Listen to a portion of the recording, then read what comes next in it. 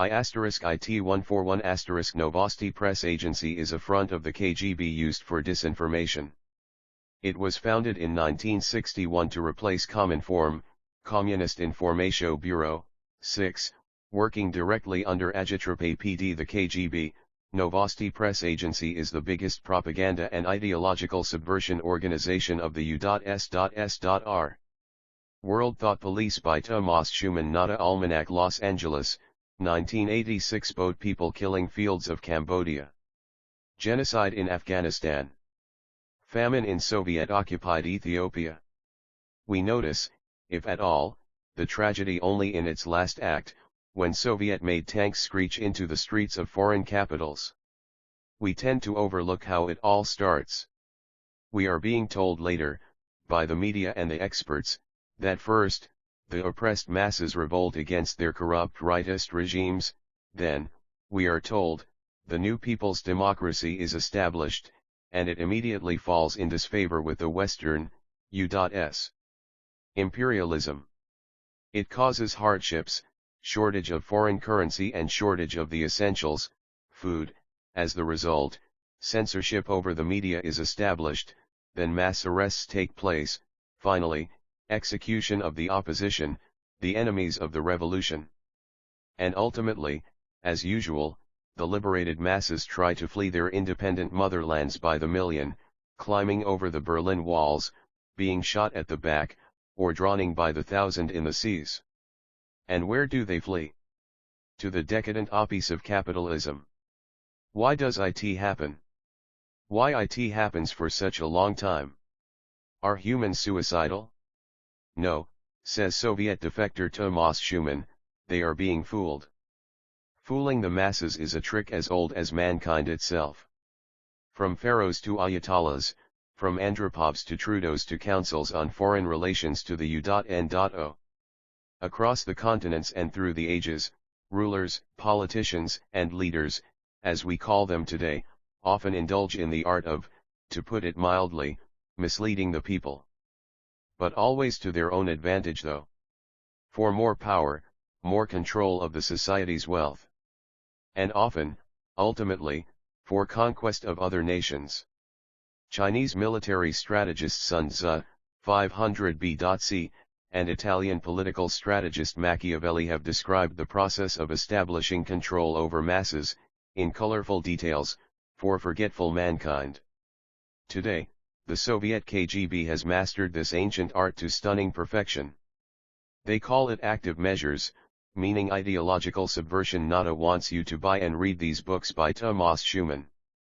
1. Love Letter to America, 46 pages, soft cover, with charts and photo documents smuggled from the USSR Embassy. This pamphlet is an overall review of philosophy and strategy of subversion in its 4 stages: demoralization, destabilization, crisis, and normalization. The book will render you sleepless for nights. But it may also help you to realize the simple solutions of the problem. Price $5.69 postpaid. With a tape cassette of the lecture on the ideological subversion, $10.00 postpaid. 2. World Thought Police, 64 pages, soft cover, lots of photographic evidences of dirty cooperation between the big media and the KGB propaganda. Based on Tomas Schuman's personal experience as a KGB disinformation agent, while working with some progressive foreign journalists. Absolute must for the likes of Mr. Dan Rather. Price, $5.69 postpaid. $10 with an audio cassette of Schuman's presentation on the same subject. 3. No Novosti is Good News, 74 pages, soft cover, loads of photographs and charts, illustrating the workings of KGB's biggest subversion front, the Novosti Press Agency, APN. If you like Soviet journalist Vladimir Posner together with Mr. Ted Koppel on ABC TV's Nightline, you will like what Posner's former KGB comrade, Tomas Schuman, writes in this book. Price, $7.96 postpaid. 4. Black is Beautiful, Communism is Not, 57 pages, soft cover, price, $5.69 postpaid, or $10.00 with audio cassette of Schuman's speech in Atlanta, Georgia, earlier this year, for a large audience of church ministers of Black American communities. This talk in Atlanta was well received, and brought Tomas Schuman endless invitations to talk to various church groups, schools, and clubs in the USA. The New American 1T//I, A Talent Association 1I1 N Table of Contents Preface 1. Background and History 2. Structure and Functions 3. P.R. Men, the Friendly Mindbenders 4. Novosti Cotters 5. Party line of Novosti 6. Novosti's connection with the KGB 7. The Vicious Circle of Untruth 8. Homemade Propaganda 9. Novosti Space Bluff 10. Human Interest Propaganda 11. Indo-Soviet Friendship, My Cup of Tea 12. Collaborators, Who Are They? 13. Foreign Press Collaborators 14. Services and Pay 15. Overt and Legitimate Operations 16.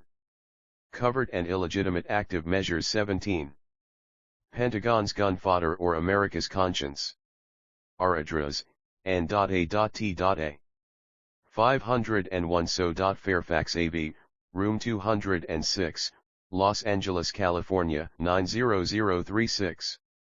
Phone, 213-934-6224 ISBN 0-93509-0-14-2 Copyright by Tomas Schuman World Thought Police Novosti Press Agency, APN, KGB Front for Active Measures Against the Free Media by Tomas D. Schuman, former press officer of the Soviet Embassy in India and a KGB APN operative, defected to the West in 1970.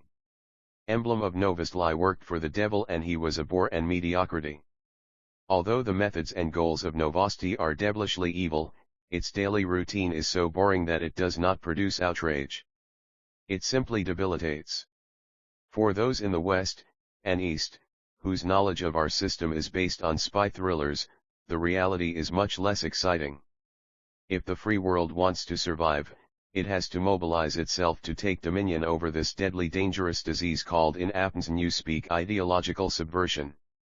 Novosti Identify Card, proof of the absence of any identity, both it and honesty had been handed over to the special department in exchange for this red-covered card which opens more doors to the bearer than the American Express credit card. 2 During the last months of my career with Novosti, while contemplating defection, I often tried to assess the volume of evil I personally contributed to that done by my organization and my country. Was I really that guilty? Why should I feel guilty at all? My Soviet colleagues did not feel uncomfortable with their share of guilt. Neither did the foreign collaborators of Novosti. Nor the intellectuals and progressive Indians receiving our blood money in the form of some fraud like the Jawaharlal Nehru Peace Prize. Then how come, I thought, I single out myself for doing the evil? Observing the worldwide destruction of human minds caused by my motherland, unresisted and unpunished, and meditating about how easily all that mind warping could be stopped, I wanted to believe that there, in the West, some people and organizations we call reactionary circles know the situation and how to deal with our subversion. They had not done it, for some reason unknown to me at that time. But when needed, I thought, they would stop us, for their own good. Later, in India, I was surprised to realize that no one even thought we were doing anything wrong to their country. Are they blind and deaf? Or is there something that makes them unaware of impending danger? I must defect and open up their eyes, I thought. So I defected and started trying to open up their eyes. But no one wanted either my information, or to open up their eyes. People prefer to remain comfortably, blissfully unaware of things unpleasant. When I arrived in Canada I used to bother all sorts of supposedly knowledgeable people, the CIA, the media, politicians, Kremlinologists, and political scientists. And finally I realized that despite the abundance of reliable data, most of them simply don't care. We don't give a damn, as my former boss at Canadian Broadcasting Corporation said to me when I presented him my ideas on ideological subversion. They are sitting pretty. Wars are being fought somewhere far away from their three-bedroom homes. They dazzle the public, and themselves, with all sorts of illusions such as peace talks, SALT agreements, détente, etc. Some of the people I talked to were simply enfeebled snobs who wanted to be regarded as energetic and knowledgeable protectors of public interests, whatever that may mean. My impression is that they are mainly concerned with their own interests, their pathetic self-importance. What can we do about half of Cambodia being murdered? Really, what? 3 No, there are no reactionary circles hysterical about communist genocide in Asia, Africa, and Latin America. There are circles hysterical about apartheid in South Africa though. Hypocrites? The most reactionary, and hysterically so, are the Western lib-leftist literati, usurping well-salaried positions in the civil services, bureaucratized media monopoly, academia, everywhere the public opinion is being forged and forced. It was these people who discouraged and obstructed publication of this material in any form for almost a decade of détente. It was a well-educated ignoramus in one of the Western centers of Sovietology who wrote me that the information in my book is obsolete and outdated. One thing he should have known, nothing is outdated if we talk about the goals and methods of KGB Novosti. Nothing has changed since the Chinese genius of subversion Sun Tzu for the last 2,500 years of human history. Some of the nameplates on the doors of Novosti's bosses may have become obsolete though, and some of statistics, but again, always on the rise. Some new names have been added to the list of Novosti correspondents expelled from some countries for espionage and subversion. But what I have written about Novosti will not become outdated until and unless Novosti itself disappears, together with the whole Soviet regime and the world communist movement. Until that time my book will remain an accurate, though impressionistic and highly opinionated, description of the largest subversion system in the history of mankind. Of course, I present only a part of the whole picture. I have a suspicion that no one, including Novosti's top brass, knows the complete picture. In the Soviet secrecy maniacal society it is typical for a right hand not to know what the left one is doing. My purpose here is not to present academic research on the Novosti Press Agency and the KGB, although some of my chapters may look as boring and as informative as that. My intention is to give you both feeling and substance in a somewhat personalized form. This is a narration, a collection of facts, stories, boring statistics, and funny rumors, profound statements and superficial observations, moral assessments, and dirty jokes, all put together for one purpose, to help you to realize that you, the people, are being had by the Soviets, and seem to enjoy it. The sooner you will realize that, the better chances for your survival in the bright future for all mankind. Soviet expression meaning, one world system controlled, naturally, by the Big Brother. For background and history Press Agency Novosti, which incidentally means news in Russian, was founded in 1961 as an independent, non-government, almost a grassroots, organization, which in itself is implausible in a country where everything, from Sputniks to washrooms, belongs to the people, that is, controlled by the state. The prospectus of the Novosti says that A.P.N. is an information agency of the Soviet public organizations facilitating in every way the promotion and consolidation of international understanding, confidence, and friendship by widely circulating abroad, capitals mine T.S. true information about the Soviet Union and acquainting the Soviet public with the life of other peoples. From the very moment of its foundation, APN was subordinated, in fact, to two BOS, the Department of Agitation and Propaganda of the Central Committee of the CPSU, Agitprop, and the Department of Disinformation of the KGB, for the purpose of planning, coordinating and conducting active measures against the public and governments in non-Soviet, not controlled by the Soviets or their surrogates, countries, mainly through the media of these countries. The targets for APN KGB manipulation also include public and political organizations, religious groups, educational systems, the entertainment industry, cinematography, TV, companies promoting cultural exchange, etc., as well as individuals, politicians, members of parliament, bureaucrats of civil service, labor union activists and leaders, businessmen, publishers, intellectuals, university professors, writers, scientists, in other words, everyone who is or could be an influential person, able to shape public opinion and the policies of his, or her, nation on the level of both their attitudes, and patterns of behavior, and decision-making.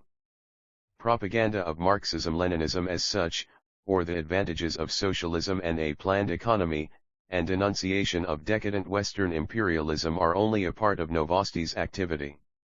At the time of Novosti's foundation, the new post-Stalin era was demanding new methods and approaches.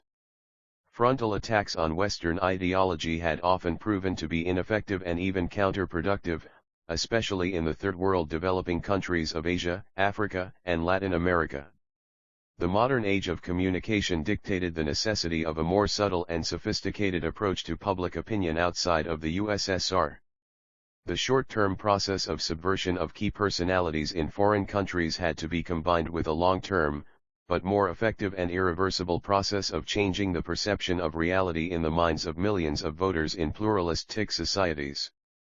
5 Under Yuri Andropov, the new generation of the KGB's public relations experts started to emerge, highly educated and well-trained graduates from Soviet schools, fluently speaking 2 or more languages, familiar with the history, literature, religion, ways of life, and socio-political structures of the target countries.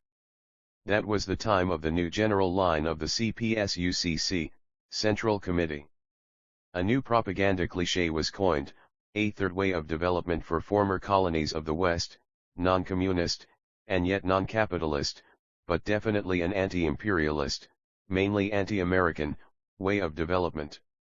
Implementation of such a policy required thousands of professional media workers, well trained in the Western style of reporting and in the processing of information and presentation of opinions and ideas in the most effective emotional way, appealing to the most basic, fundamental, and primitive instincts of humans, fear, of nuclear war and or nuclear confrontation with the USSR, self-preservation, would you rather live in a cruel, polluted, profit-oriented capitalistic society or in a scientifically planned, rational, pollution-free, kind society with just redistribution of wealth, and love, of children, motherhood, peace, friends, class and race brothers, etc.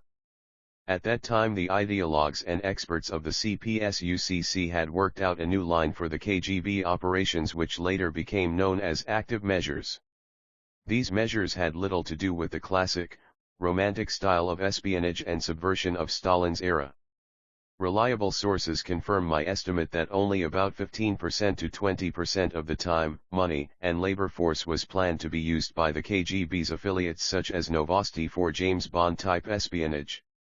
The remaining 80% of the effort was directed to the creation of an ideological climate in the target countries which would enable Soviet agents of influence simply to buy, or borrow, the required intelligence data, using mostly rather legitimate and overt methods.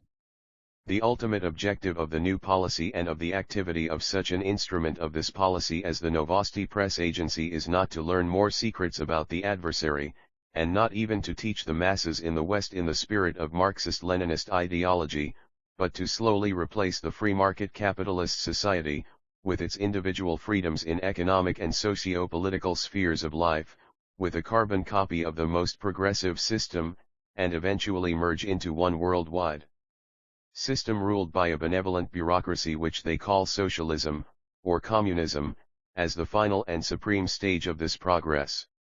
To effect this gradual change, it is much easier and less painful, and less noticeable for the populace, to change the perceptions of reality, attitudes, patterns of behavior and to create widespread, demands and expectations, leading ultimately to the acceptance of totalitarianism.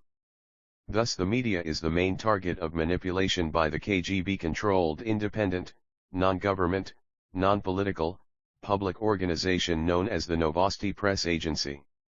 Structure and functions: unlike TASS, the telegraph agency of the Soviet Union, or the foreign bureaus of the Soviet official newspapers, Pravda, Izvestia etc., Novosti's main thrust is directed from the USSR to the outside audience. Domestic services of APN are meant to play only an auxiliary role of fabricating the truth about the beautiful Soviet socialism, recirculating some of the foreign news and features in the local Soviet media and publishing Western progressive writers, such as British James Aldrich, Finnish Martti Larney, Chilean Pablo Neruda, Canadian Farley Mowat, etc., mainly depicting the West in the most negative terms. Novosti Press Agency's structure is the most evident indicator of its global ambitions. It consists of three major departments: 1. Chief Editorial Board for Political Publications, Główna Redakcja Politpublikacji, GRPP, previously located separately from the main office, in Kutuzovsky Prospect in Moscow. This is, in fact, a large research center for APN KGB, mainly staffed by KGB officers working as journalists and research analysts, shoveling through large volumes of foreign media. 2. Publishing house, turning out thousands of booklets, magazines, books, etc., in foreign languages as well as in Russian. And 3. Editorial headquarters, in Pushkin Square, divided into A. periodical section and B. press section. Editorial headquarters are by far the largest part of APN, employing more than 3,000 journalists, editors, translators, and public relations officers. It has an extensive teleprinter and communication system, part of which, through the APN-controlled departments of information of every USSR embassy, simply steals information from all major telegraph services of the world by tuning their receivers to their frequencies, which is obvious from the number and configurations of the forests of antennas on the roofs of Soviet embassies all over the world. Editorial headquarters controls Novosti bureaus and correspondence offices in every major city of the world. It is divided geographically into a dozen editorial boards, each dealing with a specific target area: Africa, Grusov, Główna Redakcja Stran Afriki, Central Asia, Grusaz, Southeast Asia, Grusova, Latin America-7, Gruslam, Western Europe, Gruse, Eastern Europe, GRSVE, USA, and Canada, Grusam. Each geographical subdivision has its own press section and section of periodicals. As is clear from the title, the section of periodicals is responsible for the preparation of materials for hundreds of magazines and newspapers, published and distributed legitimately and overtly by every Soviet embassy, consulate, and other representation, in the language, of the target country. With rare exception, most of the articles, photographs, photoblocks, artwork, and even typesetting for these periodicals are prepared in Moscow. Some color photographs are made in friendly countries such as Finland, Austria, East Germany, or even in less friendly countries such as Japan or USA or West Germany. The most impressive color printing work is normally contracted to companies in Japan or West Germany. The press section of each geographical subdivision deals with preparation of articles, news items, press releases, interviews, reports, features, backgrounds and exclusive letters from Moscow, to be planted in various foreign media through the Novosti bureaus or departments of information of the Soviet embassies. P.R. Men, the friendly mind-benders. Even the most sophisticated and attractive propaganda has little chance to influence the public unless and until it is actively promoted or sold by an army of public relations officers of APN KGB. And Novosti propaganda is not attractive.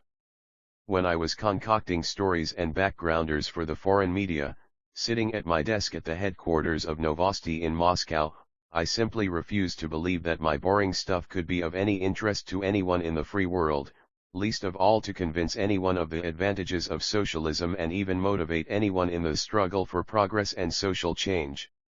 I was wrong. I did not realize at that time, that before my article would reach the page of a foreign newspaper, it had to travel a long way through the sewers of the APN KGB system, and then, nicely packaged, be presented to an editor or a commentator in a foreign capital after a long process of cultivating that editor. After initiation into the secrets of the APN kitchen, I was given extensive training in P.R. activity with numerous delegations of foreign guests of Novosti visiting the USSR. A typical package tour would include not only regular visits to average collective farms and kindergartens, talking to smiling milkmaids and to nicely dressed Eskimos who spoke fluent English and played the grand piano in the woods in Siberia. More importantly, every foreign guest must be made a part of the process of deception. And that takes a person like myself, easygoing, friendly, knowledgeable about the country of my guest, with a small weakness for foreign liquors, slightly cynical about the thugs in the Politburo, able to crack an anti-Soviet joke at an appropriate moment, but above all, able to arrange meetings with newsmakers, people who are usually unavailable to an average journalist. By skillfully isolating foreign correspondents and other visitors from any sources of information and any important people in the USSR, Novosti and the KGB artificially create what we called a deficit of newsworthy information, whereby a foreign guest would gladly swallow a bite offered by a Novosti P.R. man, a visit to a nuclear research center, an interview with a dissident writer, an informal boozing session with a group of highly placed Soviet apparatchiks close to Politburo, etc. In the absence of any other legitimate and safe access to a source for a story, a foreigner would normally accept an invitation from a friendly mindbender, even if a suspicion were there that the Novosti P.R. man may in fact be a KGB plant. After all, a correspondent of an influential Western newspaper has to file some story, someday, upon arrival in Moscow. Novosti P.R. men are given unprecedented freedoms and are able to contact Soviet bureaucrats on the highest levels just to impress an important foreigner and to lay the groundwork for further cultivation by establishing their credibility. When I was assigned to important guests, the entire communication center of APN, including the Vertushka, ultra-high-frequency telephone network, used only by the inter-party apparatus all over the USSR, was at my service. After appropriate sanction by my superiors, I could arrange anything, from an interview with a party boss to a pretty sex object working as an interpreter, for an obliging and flexible foreigner. Similarly, outside of the USSR, Novosti P.R. men are often able to navigate an influential person to important contacts within the Soviet bureaucracy and facilitate arrangements beneficial to that person, or even to his party, government, or corporation. It all depends on a foreign counterpart's motivation, on his, or her, personal interests, moral standards, and integrity, or lack thereof, whether they will go along with the APN contact and pretend it is just business as usual, or resist manipulation or even reject the arrangement. In my own practice and throughout my 12-year career with the Novosti, I have seldom met foreigners who would refuse to cooperate categorically. Most of my guests or foreign contacts would prefer to go ahead, hoping that they were smart enough to see through the trickery and at the right moment stop short of becoming a collaborator with APN KGB. Most of them did not stop. Novosti Cotters -9, most of Novosti's editorial and journalistic, in other words, creative, staff belongs to the proletarian intelligentsia class, or obrazovenchkina by a. Solzhenitsyn's definition. None of Novosti's employees are hired from the street, only and always through the protexia of some influential friends and or relatives, with processing by the personnel department, i.e. the KGB. The latter provides no guarantee of loyalty. As a matter of fact, the KGB security check guarantees nothing, except perhaps the accumulation of private information filed with the Department of Personnel. The most carefully checked comrades, like myself, with impeccably proletarian Komsomol backgrounds, may turn out to be defectors. On the other hand, the more trusted an APN man, the more mediocre he is likely to be. By my own observation, the largest influx of staff into Novosti happened in the 3 years after APN's foundation, and most of the newcomers were graduates from special, ideologically oriented colleges. Most typical was my own Institute of Oriental Languages, founded, as rumor goes, by an order of Khrushchev, after one of the old-school Arabic translators failed to convey his words correctly during negotiations with Gamal Abdel Nasser, in 1956. The incident is described by the former editor of the Al-Akhbar newspaper in his book Cairo Documents. The enraged Khrushchev cursed foreign affairs and ordered a new generation of translators to be trained for all possible languages of the third world. On returning from my first assignment to India in December of 1965, one found half of my schoolmates in Novosti. They held first place among the younger generation of ideological subversives. Later we also established the record for number of defectors to the West. Apart from us, specially trained for foreign assignments, the bulk of Novosti's fodder was hired from the armed forces, the administrative cadres of the party and Komsomol, Young Communists League, the KGB, provincial media workers, and finally, employees of affiliated state bureaucracies, such as research institutes, art schools, socio-political organizations, e.g. Union of Friendship Societies, etc. The main core of journalists internationalists consisted of about 500 highly educated and well-traveled men and women, each speaking at least 2 foreign languages. Of these, about 100, working in Novosti's headquarters in Pushkin Square, belonged to the new class of nomenklatura in 1965. Needless to say, getting in there was the ultimate goal of most Novosti staffers. Generally speaking, any position in Novosti is desirable for several reasons, one of which is good pay, by Soviet standards. The average junior editor starts with 120 to 150 rubles a month. In 3 years he may make 200 rubles, with promotions to editor and senior editor positions. Knowledge of a foreign language adds 10% to one's salary. For using English, Hindi, and Urdu on the job I got the maximum 25% language additional pay. The level of linguistic ability and its application were tested yearly by a special examination commission. Comrades who had the courage to write originals were paid honorariums, which often amounted to another 100 rubles a month. Thus, my own salary, after only 3 years within Novosti, was close to 300 rubles, compared with an industrial engineer's salary of some 100 rubles. The average workload per Novosti soul is hard to calculate. In theory, each APN editor must process about 30 double-spaced typewritten pages per working day. I seldom saw any of my colleagues achieve this quota. On the other hand, I myself sometimes made more than 30 pages a day. I soon discovered that it is not the number of pages, but the number of rubber stamps you must collect on these pages, that matters. The main work consists of running up and down staircases to obtain signatures. As to conditions of work, I have discovered, after defecting to the West and working for a newspaper and a radio station in Canada, that Novosti may only look a bit crowded, 15 to 20 souls in a room 20 by 40 feet, but they don't sit at their desks all the time. Most of the day is spent in the corridors or cafeteria.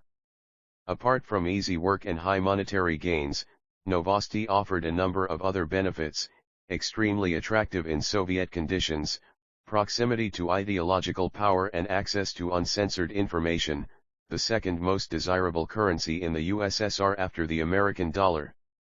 There is the possibility of travel abroad, and defection, and one may create for oneself and family a way of life resembling that of the West, so, there is no need to defect. For sociable people, Novosti offers the chance to meet very interesting people, including sons and daughters of high-ranking Soviet officials. For a commoner, a marriage into a nomenklatura family means speedy promotion and a secure career. Finally, for Soviet hedonists, Novosti gives a chance to enjoy such forbidden pleasures as casual sex, sometimes with foreigners, when working for KGB, indulgence in drinking and drugs, and the accumulation of foreign objects, from cigarette lighters to cars. If for nomenklatura and loafers Novosti offers a relatively comfortable life with a touch of creativity, For idealists, APN may provide the illusion that one is doing something for peace and understanding. I knew a number of junior colleagues, who, though realizing the sinister nature of Novosti, still hoped that after obtaining some power they would change the system from within. These people had a tough time preserving their ideals, integrity, and sanity. Many made the painful transition from high idealism to deep cynicism.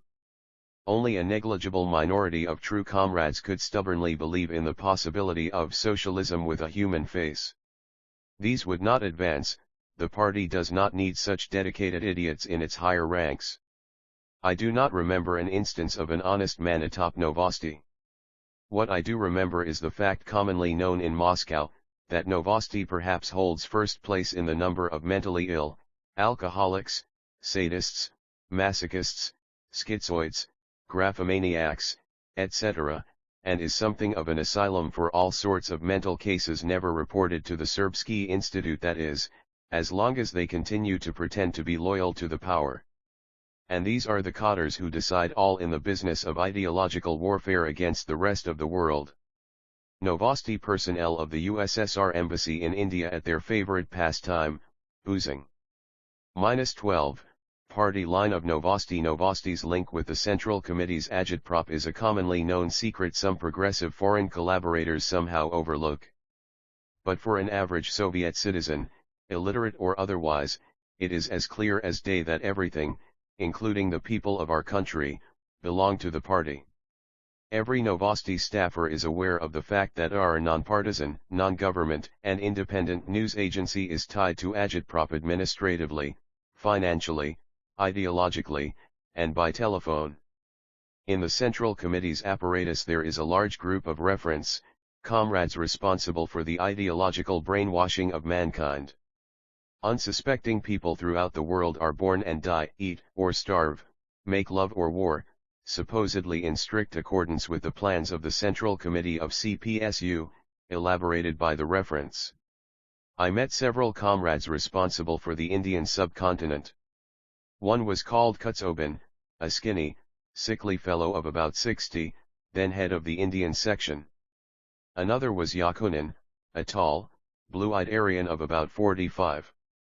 Later, one of our Novosti men, characteristically my former schoolmate, Vadim Smirnov, joined the CC's Indian section and was placed in charge of the very same thing he had previously done, in India, at the orders of others.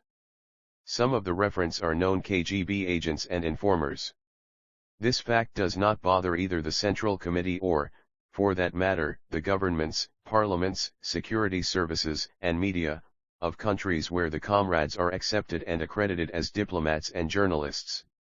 Naturally, the responsibility for the communist remaking of the Roeraldizitsiksalal Ridmibny det Siepenrits Reneltiktwam Maisto e Fwartahigtanimed Biro Grijksiavebli Koneltivated by the APN and KGB. On October 27, 1967, one brought a large group of editors and publishers of India's leftist and communist papers to the Central Committee to meet Comrade Yakunin, and later Comrade Ulyanovsky, a boss in agitprop. The Indians had just finished a 3-week tour of the Soviet Union. I showed them all the typical collective farms and kindergartens Novosti could arrange, and the comrades were full of impressions and provocative questions. They were what we call unscared idiots and truth seekers, who wanted to show they took our propaganda seriously and expected us to do what we preach. They looked as if they believed they were invited to Moscow to exchange opinions. 13. Why, they asked, does Novosti use such incomprehensible language in propaganda literature? Isn't it possible to explain the advantages of socialism to the Indian masses in plain language? Why is the artistic form in the USSR always a standard Russian bourgeois, whether the content is socialistic, as in the opera about an Uzbek collective farmer, or capitalistic, as in Swan Lake? Why had the Soviets selected from all the many Indian movie makers a vulgar and trivial profiteer, Raj Kapoor, and neglected a progressive realist, Satyajit Roy, who had won the Film Festival Prize? The General Secretary of the Communist Party of Gujarat State, Comrade P. B. Vaidya, asked questions for which a Soviet comrade would get into deep trouble. Why, he asked, do Novosti and other Soviet public organizations in India fraternize with radical students on one extreme, and capitalist politicians on the other? The majority of young Indians, he said, wants to know more about the motherland of socialism, but they are ignored. It seems too, said another Indian guest, that the CPSU is reluctant to expose Soviet youth to Indian culture. The sitar player Ravi Shankar gathers hundreds of thousands of young listeners in the USA, but in Moscow he was allowed to play only to a handful of Komsomol members in a tiny hall of the Soviet Composers Club. Why? Comrade Vaidya was very critical of Soviet scientists, too. In the Institute of Peoples of Asia, he said, there are dozens of Soviet Indologists with academic degrees and volumes of published works, but they never visit India, do not speak Indian languages, and do not bother to attend any international conferences. Instead, year after year Indian colleagues see the same Soviet functionaries, acting as scholars, visiting Delhi, often on very unscientific missions. Why? Comrade Gopalan, a member of CPI's Central Committee, ventured into areas other than arts and sciences. I noticed that he made the Soviet apparatchiks rather nervous by asking repeatedly in what specific way Soviet workers participate in the administration of Soviet industry. Also he was interested in how the Central Committee resolves conflicts between federalism and self-government in, say, the Ukraine, Asian republics and Baltic states. The answers of the CC comrades were cynical and straightforward. The Indian comrades were told that it is not agitprop which must learn the plain language of the developing masses, but the C masses who must learn the future language of all mankind, the language of scientific communism. Artistic forms, cultural exchange, youth contacts, they were told, are the concerns of the Central Committee only so much as they contribute to the struggle for peace and progress, which includes cultivating radicals and 14 to destabilize your country, making your capitalists pay for it, and your politicians legitimize it. Workers in the USSR, they were told, are to work first, and then to participate. As to the conflict between Moscow and national republics, it simply does not exist. My job, as a Novosti guide, was to popularize these party directives to our guests, and as a KGB cooperative, to notice and report the reaction of the guests, and the degree of their loyalty, or hypocrisy. With each visit to the top, our developing little brothers shed more of their naivete and acquired more understanding that being a fellow traveler is a serious and full-time job, and often hazardous. Like recruits to the mafia, our guests were made to realize that they could not retire. Fortunately, I was able to report mutual understanding and gratitude. Delegation of Indian Communists at the APN headquarters. Marked R. 1. Comrade Yakunin, 2. Comrade Zayakikov, Vice Chairman of Novosti. 3. The author. -15, Novosti's connection with the KGB. Most foreign media people, not to mention average readers, grossly misconceive the nature of the APN-KGB relationship in particular, and the relationship between Soviet journalists and Soviet intelligence services in general. This general misconception is obvious to me, now that I have been some years in the West, and have revealed details about my own and my Novosti colleagues' activities to several seemingly intelligent Western reporters. All of them, both leftists and rightists, made the same mistake, calling me a former Russian spy, which sounds very romantic, and, depending on one's political affiliation, either complimentary or derogatory. It is very far from reality. Spying, in the classical sense of the term, is the ancient occupation of stealing secret information, or buying it for money or favors, and making it available to one's government, superiors, or a client who pays for it. Spying in itself is a profession, just like any other, requiring training and experience. By itself it is void of any moral or ethical connotation. Spying can be noble and patriotic, if it serves the cause of the security and prosperity of one's nation, and does not harm friends. It can be defensive, if it helps to protect one's country or one's friends from an aggressor. But spying can also be vile, treacherous, and offensive, when it helps an aggressor, invader, or robber of one's own people, or a friendly and peaceful neighbor.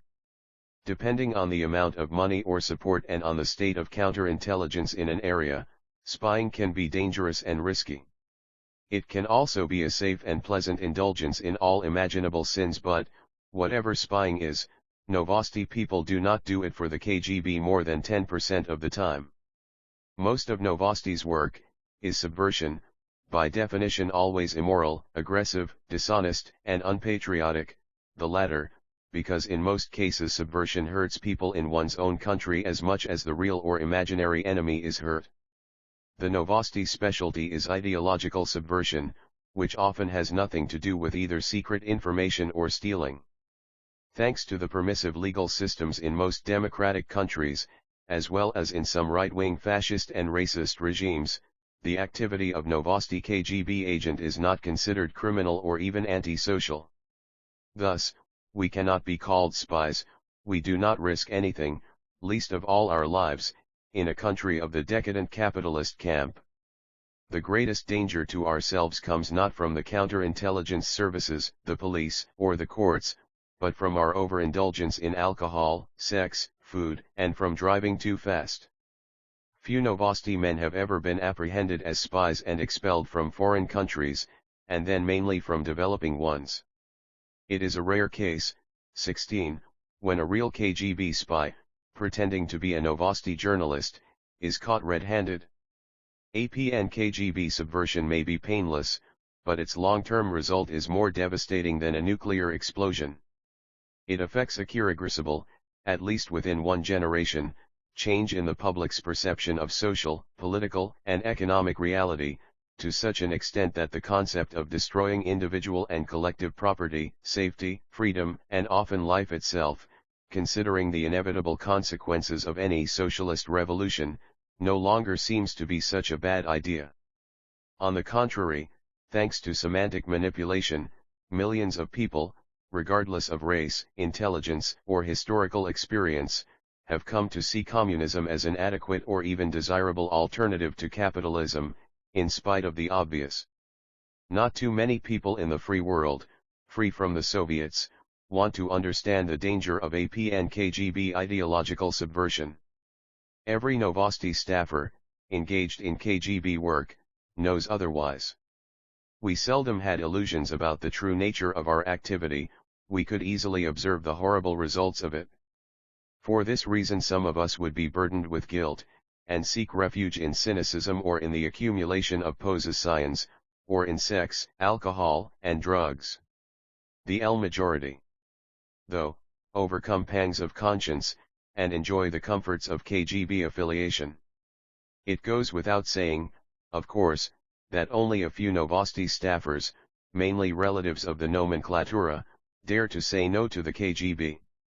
On direct orders from KGB superiors, or through the KGB senior staff within Novosti, employees of APN may perform the following functions: the spreading of disinformation among both Soviet and foreign media and diplomatic representatives, opinion probes and intelligence gathering among foreign diplomats and VIPs, the screening of human material, to be recruited by the KGB, among foreign delegations and guests of Novosti, character assessment of the same, surveillance of both domestic and foreign suspects and or potential recruits, and reference and research on specific subjects related to foreign media, public and political life in certain countries.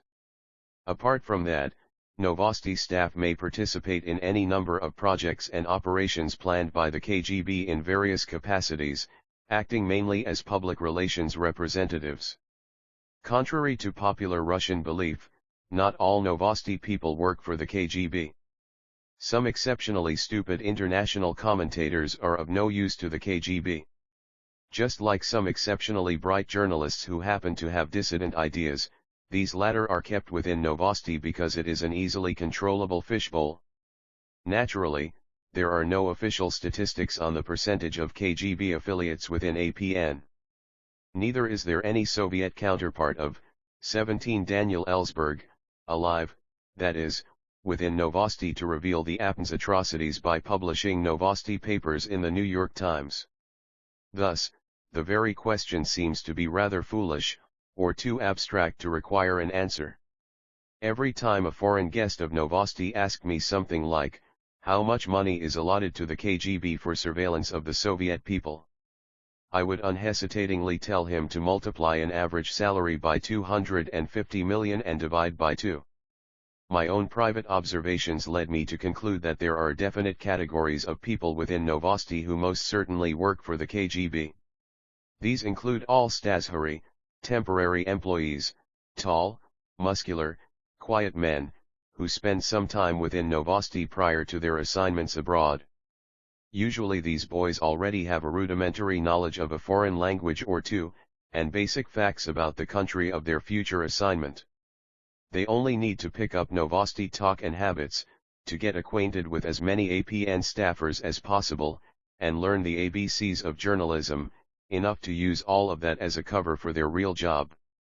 The old-timers of APN seldom express surprise at the rapid promotion of these Stazhari to positions like senior editor or higher. We avoided asking these guys too many questions. We understood. And tried to be helpful, just in case.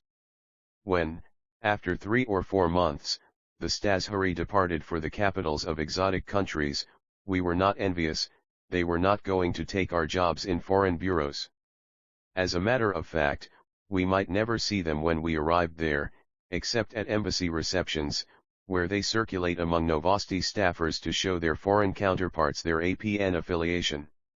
Another large group of APN KGB hybrids are those who rest in a comfortable APN job after completing a foreign assignment, having been expelled by a foreign government, or having returned quietly and anonymously if the mission was a success and a new assignment is pending. For example, Colonel Bolshakov, kicked out of Washington for his role in covering up Soviet rockets in Cuba, returned as a hero and was awarded one of the most prestigious administrative jobs on the North American editorial board of Novosti. He knew that everyone knew that he was a KGB colonel, and was as proud of his Washington affair as a demented graffiti artist in a New York subway. In roughly the same hybrid category were those exiled to Novosti for various misdemeanors while on active KGB service in a foreign country. We had a dozen or so speed demons who had run over a developing brother or sister while driving their Volga cars at breakneck speeds. They were wanted by the local police, so Moscow, 18, urgently recalled them home for health reasons. Besides, killing a Chernozhovsky is not considered a serious crime for a Soviet citizen. Neither are alcoholism, sex with foreigners, or trading personal effects, cameras, watches, etc., for decadent foreign currency. But in excess, any of these might lead to exile. In 1969, for example, burnt-out comrade Tsigankov was recalled from the New Delhi bureau of Novosti, not so much for boozing, everyone drinks, but manages to walk and talk, as for stealing watches and cameras from the diplomatic staff while they were in the Soviet embassy swimming pool, selling those goods on the black market, and investing the profits in alcohol. In the same category, we had several sex maniacs who took Karl Marx's slogan too seriously, thus impeding their work for the KGB. Exiled to APN, they had to subsist for several years on a diet of only local girls, while full of nostalgia and stories of their past escapades. Such as this one, a Novosti man in Tokyo disappeared without a trace. A month later the KGB found him in a geisha's house. Brought to the ambassador, he was sternly asked to explain his unpatriotic behavior. "Have you ever screwed a teenage Japanese girl in a suspended and rotating basket?" asked the Novosti man. "Never," admitted the puzzled ambassador. "How, then, can I explain it to you?" The elite of Novosti's KGB men are those highly placed journalists and editors who have traveled extensively abroad and established a reputation as experts on a country or a geopolitical area. These APN KGB comrades sometimes are not recruited, but rather grow into the KGB at a higher level. Some are not full-time officers of the service. In rare cases when a drunken colleague would reproach one of these elitists, the latter would be genuinely offended. They do not consider themselves to be KGB informers. Naturally, they are the new class, nomenclatura. Something above the KGB in their own estimation. The younger generation of careerists, like myself, graduating from privileged colleges, Institute of Oriental Languages, Institute of Foreign Relations etc., could perhaps be labeled volunteers. We knew perfectly well that cooperation with the KGB would greatly promote our careers as journalists and open the door to foreign assignments. That's why we were behaving like teenage girls at a school dance, standing by the TIA-1L showing indifference. But inward and burning with the desire to be noticed and picked up. Often we created situations wherein the KGB had to notice our diligence and ability, especially when accompanying foreign guests of APN. Our ultimate desire was to become one of the experts to he approached, 19, by the KGB and the Central Committee for advice. It looked so clean, so patriotic, so romantic, so intellectual. And no dirty jobs, like informing on one's friends. Well, sometimes on foreign friends, but they are foreigners, so it doesn't really count. A small but highly unpleasant group of APN KGB people are the retired KGB, who think of Novosti as a charitable institution. Into this category fall some security guards, drivers, administration officials, members of the personnel department and the military desk, some cleaners, doormen, technicians, and, last but not least, our movie projectionist, Uncle Vasia. He was a short, chubby man, with an expressionless face bearing countless pockmarks, like the face of the great father of all progressive journalists, Losif Vissarionovich Stalin, whose bodyguard, they say, Uncle Vasia was. When I last saw him, Vasia's main occupation was screwing up the sequence of foreign film reels shown to the Novosti staff, and getting drunk in between. Like most of his colleagues, the other KGB old-timers, Uncle Vasia never said a word about his past career. No wonder. These days Novosti employs quite a number of children of posthumously rehabilitated enemies of the people, liquidated under Stalin. Reminiscences about the old days might result in severe fractures to Uncle Vasia's skull. It should be remembered that every second family of an intellectual, writer, journalist, etc., lost at least one relative to the Gulag death camps or Lubyanka's shooting ranges. This is one reason the old guards keep wisely silent, opening doors for the children of their victims, the Novosti's new class. Some of the KGB's victims' children are now KGB themselves. Naturally, we despised and avoided those who, unlike us, were stukaki, lower-grade sleuths and informers, provocateurs and subverters of our own Novosti personnel. Even lower, in our estimation, but somewhat more attractive, was the last category of Novosti KGB, lastuki, single girls employed by the APN not so much for what they were doing officially during the daytime, typing, filing, editing copy, as for their ability to combine the three most ancient professions, espionage, prostitution, and journalism. They knew that we, the male chauvinists of Novosti, had a long-established unwritten rule: never get involved with a Novosti girl, or you will give the KGB an easy time collecting information about you. Only those comrades with high party standing could occasionally violate this rule, for the cause of the payri, no doubt. How does one distinguish a KGB APN from a non-KGB? Basically, by the possession of certain objects and rights which most ordinary citizens, including Novosti rank and file, are denied. The most, 20, valuable asset, in a society which hungers for information, is freedom to socialize with outsiders and obtain information from them. So this is the first and foremost attribute of a Novosti employee working for the KGB. Relative affluence is the second. This latter includes a rather long list of possessions granted to an employee in return for his or her services: television sets, tape recorders, cameras, or an export model of a Soviet-made car, Lada, instead of Zhiguli, for instance, or even an imported car, Fiat, VW, Skoda, a better apartment in a certain district of Moscow. Every Novosti old-timer knows that if a person lives in Kutuzovsky Prospect, Naberezhnaya Frunze, or in several newly developed areas around Moscow, chances are he is a KGB agent. Access to a foreign currency shop, Beryozka, and possession of certificatel may be another indication.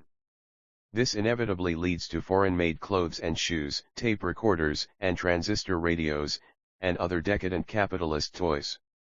All this in combination with frequent attendance at diplomatic parties, picnics with foreigners, an abundance of imported liquor, the presence of lastiki, access to closed libraries containing foreign magazines and newspapers, frequent trips across the USSR and outside with foreign, and Soviet, delegations, are unmistakable features of a KGB cooperative, or even a full-time KGB agent.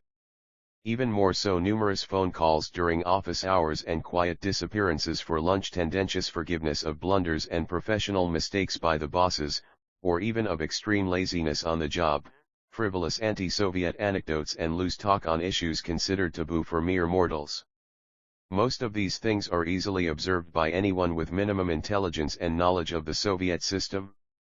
One principle remains true all through: anyone employed by a media organ of ideological significance, unlike, say, a magazine on fishery, and dealing with foreign media and their representatives, automatically falls under KGB control. There is simply no such thing, in the motherland of socialism, as a journalist in the international arena independent of the KGB.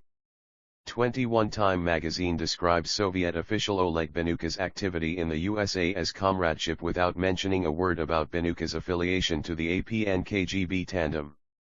American scene in West Virginia, comradeship Moscow, APN headquarters. Left to right, Oleg Benuk, an Indian diplomat and the author during a press conference. 22. The vicious circle of untruth. An abundant source of raw material for Novosti propaganda can be found in foreign media, both progressive and reactionary.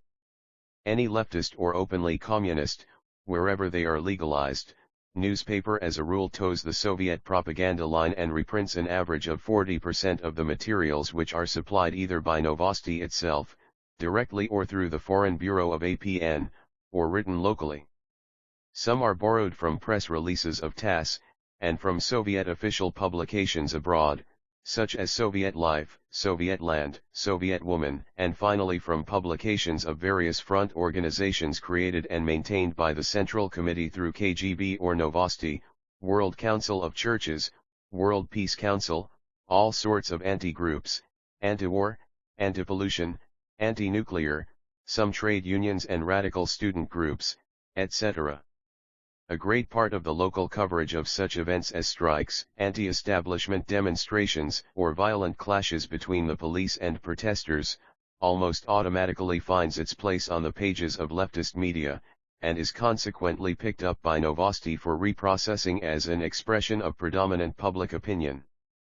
All these reports, depicting the West, or free Eastern countries, such as South Korea, Philippines, or Thailand, in the darkest possible colors, are lovingly collected by Novosti personnel abroad and sent to Moscow. Here the material is updated, distorted, supplied with editorial comments and such references as, quoted from an influential Western, Eastern, newspaper, the Dalt Worker, aka Hata, etc., and reissued to foreign countries, sometimes the countries of its origin, this time as Novosti releases. A considerable amount of this propaganda is used by the Soviet domestic media for the purpose of convincing the people of the USSR that the outside world, in strict accordance with the prophecies of the classics from Marx to Suslov, rapidly stagnates and is ripe for liberation by the world communist movement, or as the media calls it, national liberation forces. Sometimes, for authenticity, Pravda or Izvestia would even reprint a facsimile of the front page of a foreign communist periodical.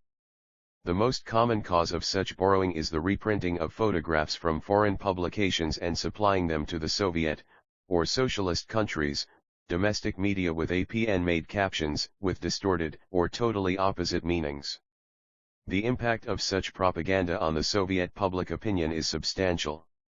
If not the content itself, then the mere fact of its existence, unpunished and unopposed by the free world, impresses an uninformed Soviet reader in favor of the historically inevitable advance of communism the world over.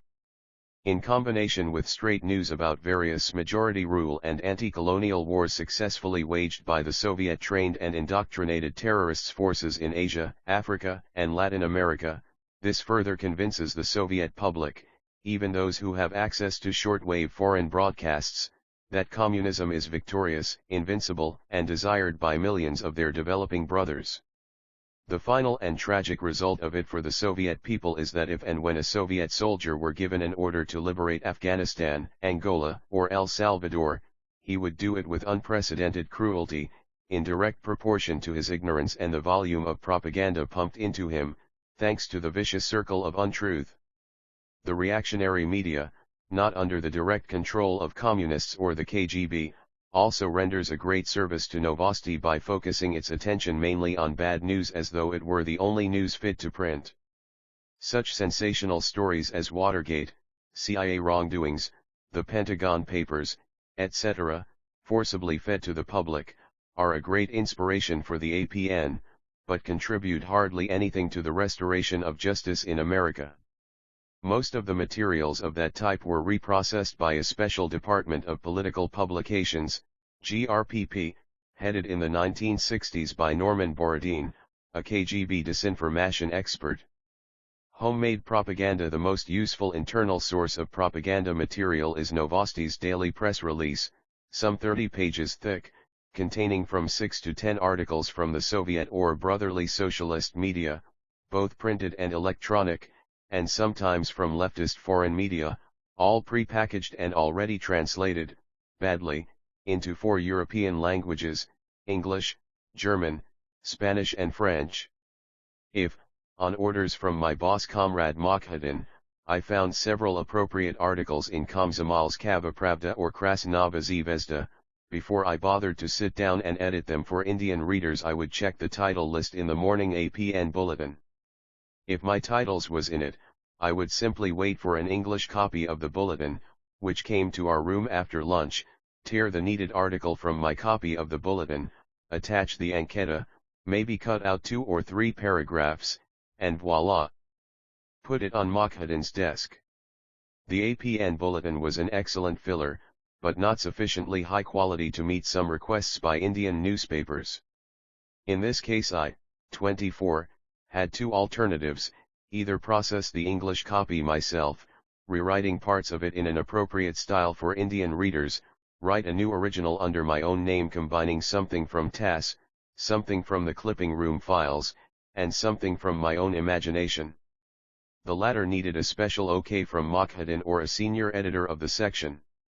Sometimes the subject assigned to me was unfamiliar to me, and I had another alternative: find an author within Novosti who happened to be an expert in the given field.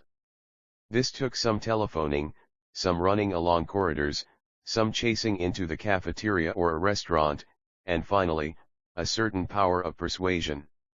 Not unlike the Gulag prison research institutes, called Cherishki, where our people's state lovingly collects experts in all imaginable professions. From snake charmers to rocket designers, Novosti employs several hundred jacks of all trades good for only one thing: fabricating the truth. Without leaving the premises of APN, one may find an author capable of writing an article on almost any subject.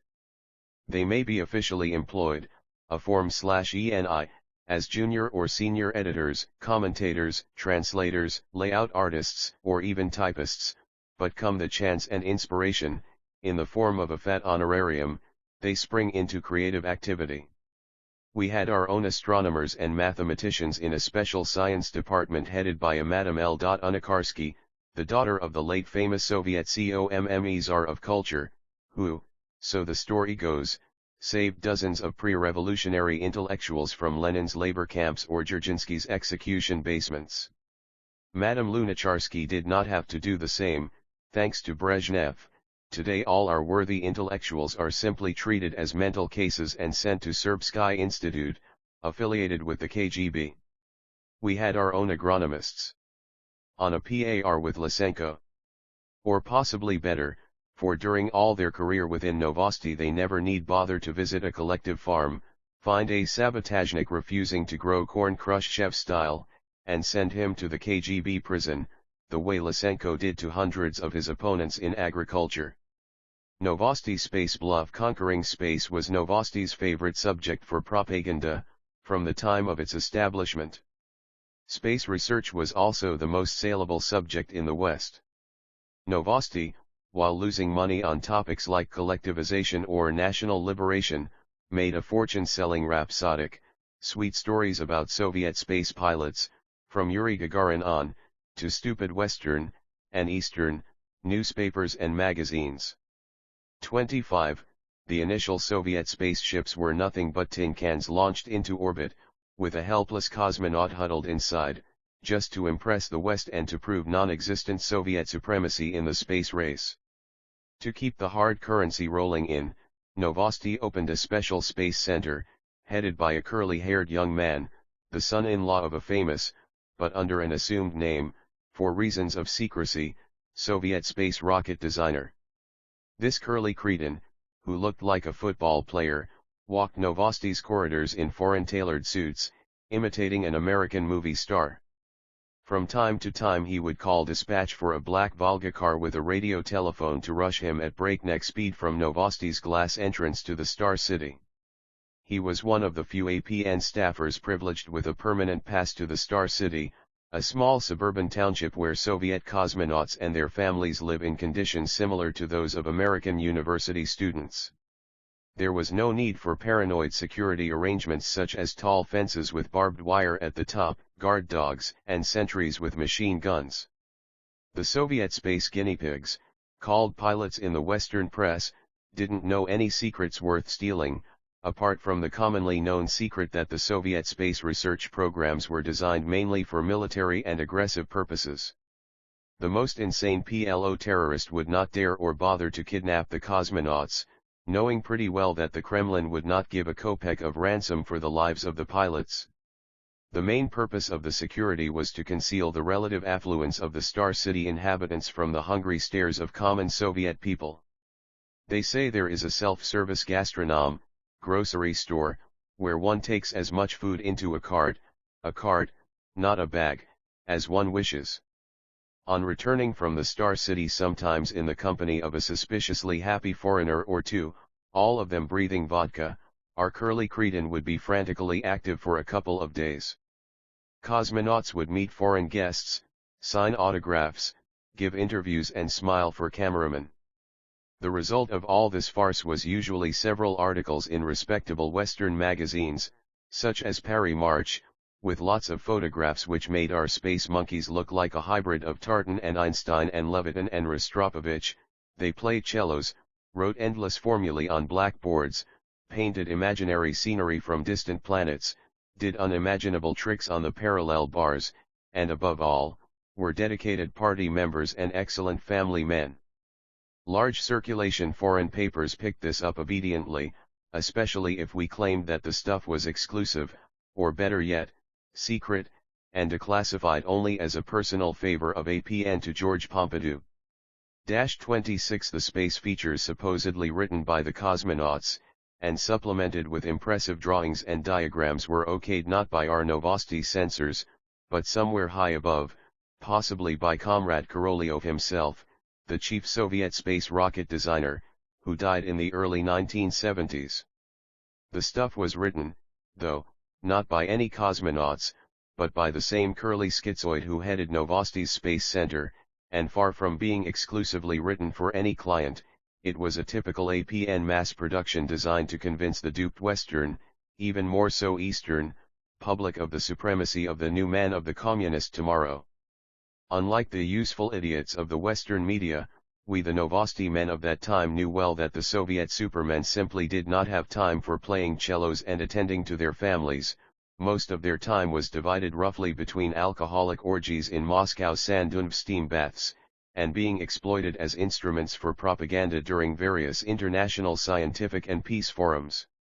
After Yuri Gagarin died in a jet plane crash, we were the first ordinary people to hear the rumors that our lovable Superman was gloriously drunk, and some of us, who knew Gagarin personally, suspected that Yuri preferred death, in space or on Mother Earth, to the miserable existence of a propaganda doll.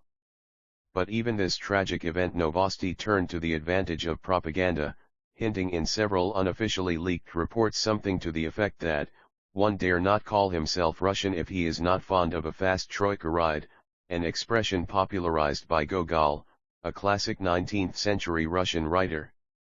Space mania lasted roughly from 1963 to 1969, the time of the spectacular American landing on the moon, skillfully played down by some Western media traders. All these years we knew that our achievements were a bluff and could not help but feel sorry about the enthusiasm of the Western media. Few of us were brave enough to give a tip to foreign press, but would they listen to us? Several years later Soviet defector L. Vladimir Finkelstein, former editor of a science magazine, tried stubbornly to break through the wall of naivete and ignorance of Western publishers and to reveal the truth about the space race in his brilliant and brutally honest book Russian Space Bluff. It took the US landing on the moon to make the West change its mind about the fake Soviet space supremacy and get rid of its inferiority complex. It only proves, to my mind, how deadly efficient can be Novosti's propaganda. Human interest propaganda. Apart from the subject of space, Novosti would periodically have fits of propaganda on various topics of human interest. There was, 27, never a lack of authors within Novosti capable of concocting anything in this area. Thus, in the mid-60s, simultaneously with the KGB-inspired student riots in Western universities, Novosti unfolded a youth campaign, trying to prove to the decadent West that we do not have any gaps between our generations. We are monolithic, united and profoundly patriotic.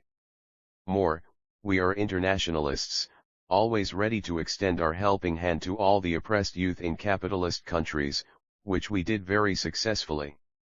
At the time your Jane Fondas and Pete Seegers promoted peace in Vietnam, singing, "Felix, don't be a hero, don't go to war," our Novosti boys were busy concocting fiery propaganda songs on the liberation struggle. Partly thanks to APN and Fondas, America stalemated by barefoot bandits in Asia and plunged into endless radical youth terrorism at home. The Novosti authors of the youth propaganda had sleepless nights and endless alcoholic cycles, burdened with guilt for what we did to the feeble minds of Western youth. Fondas and Seegers do not have even a hint of repentance.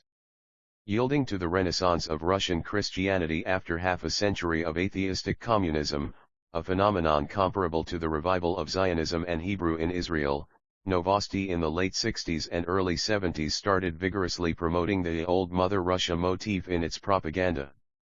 We wanted to prove to the world that we love our churches and keep them in perfect order as museums, and to let the tourists see our freedom of faith.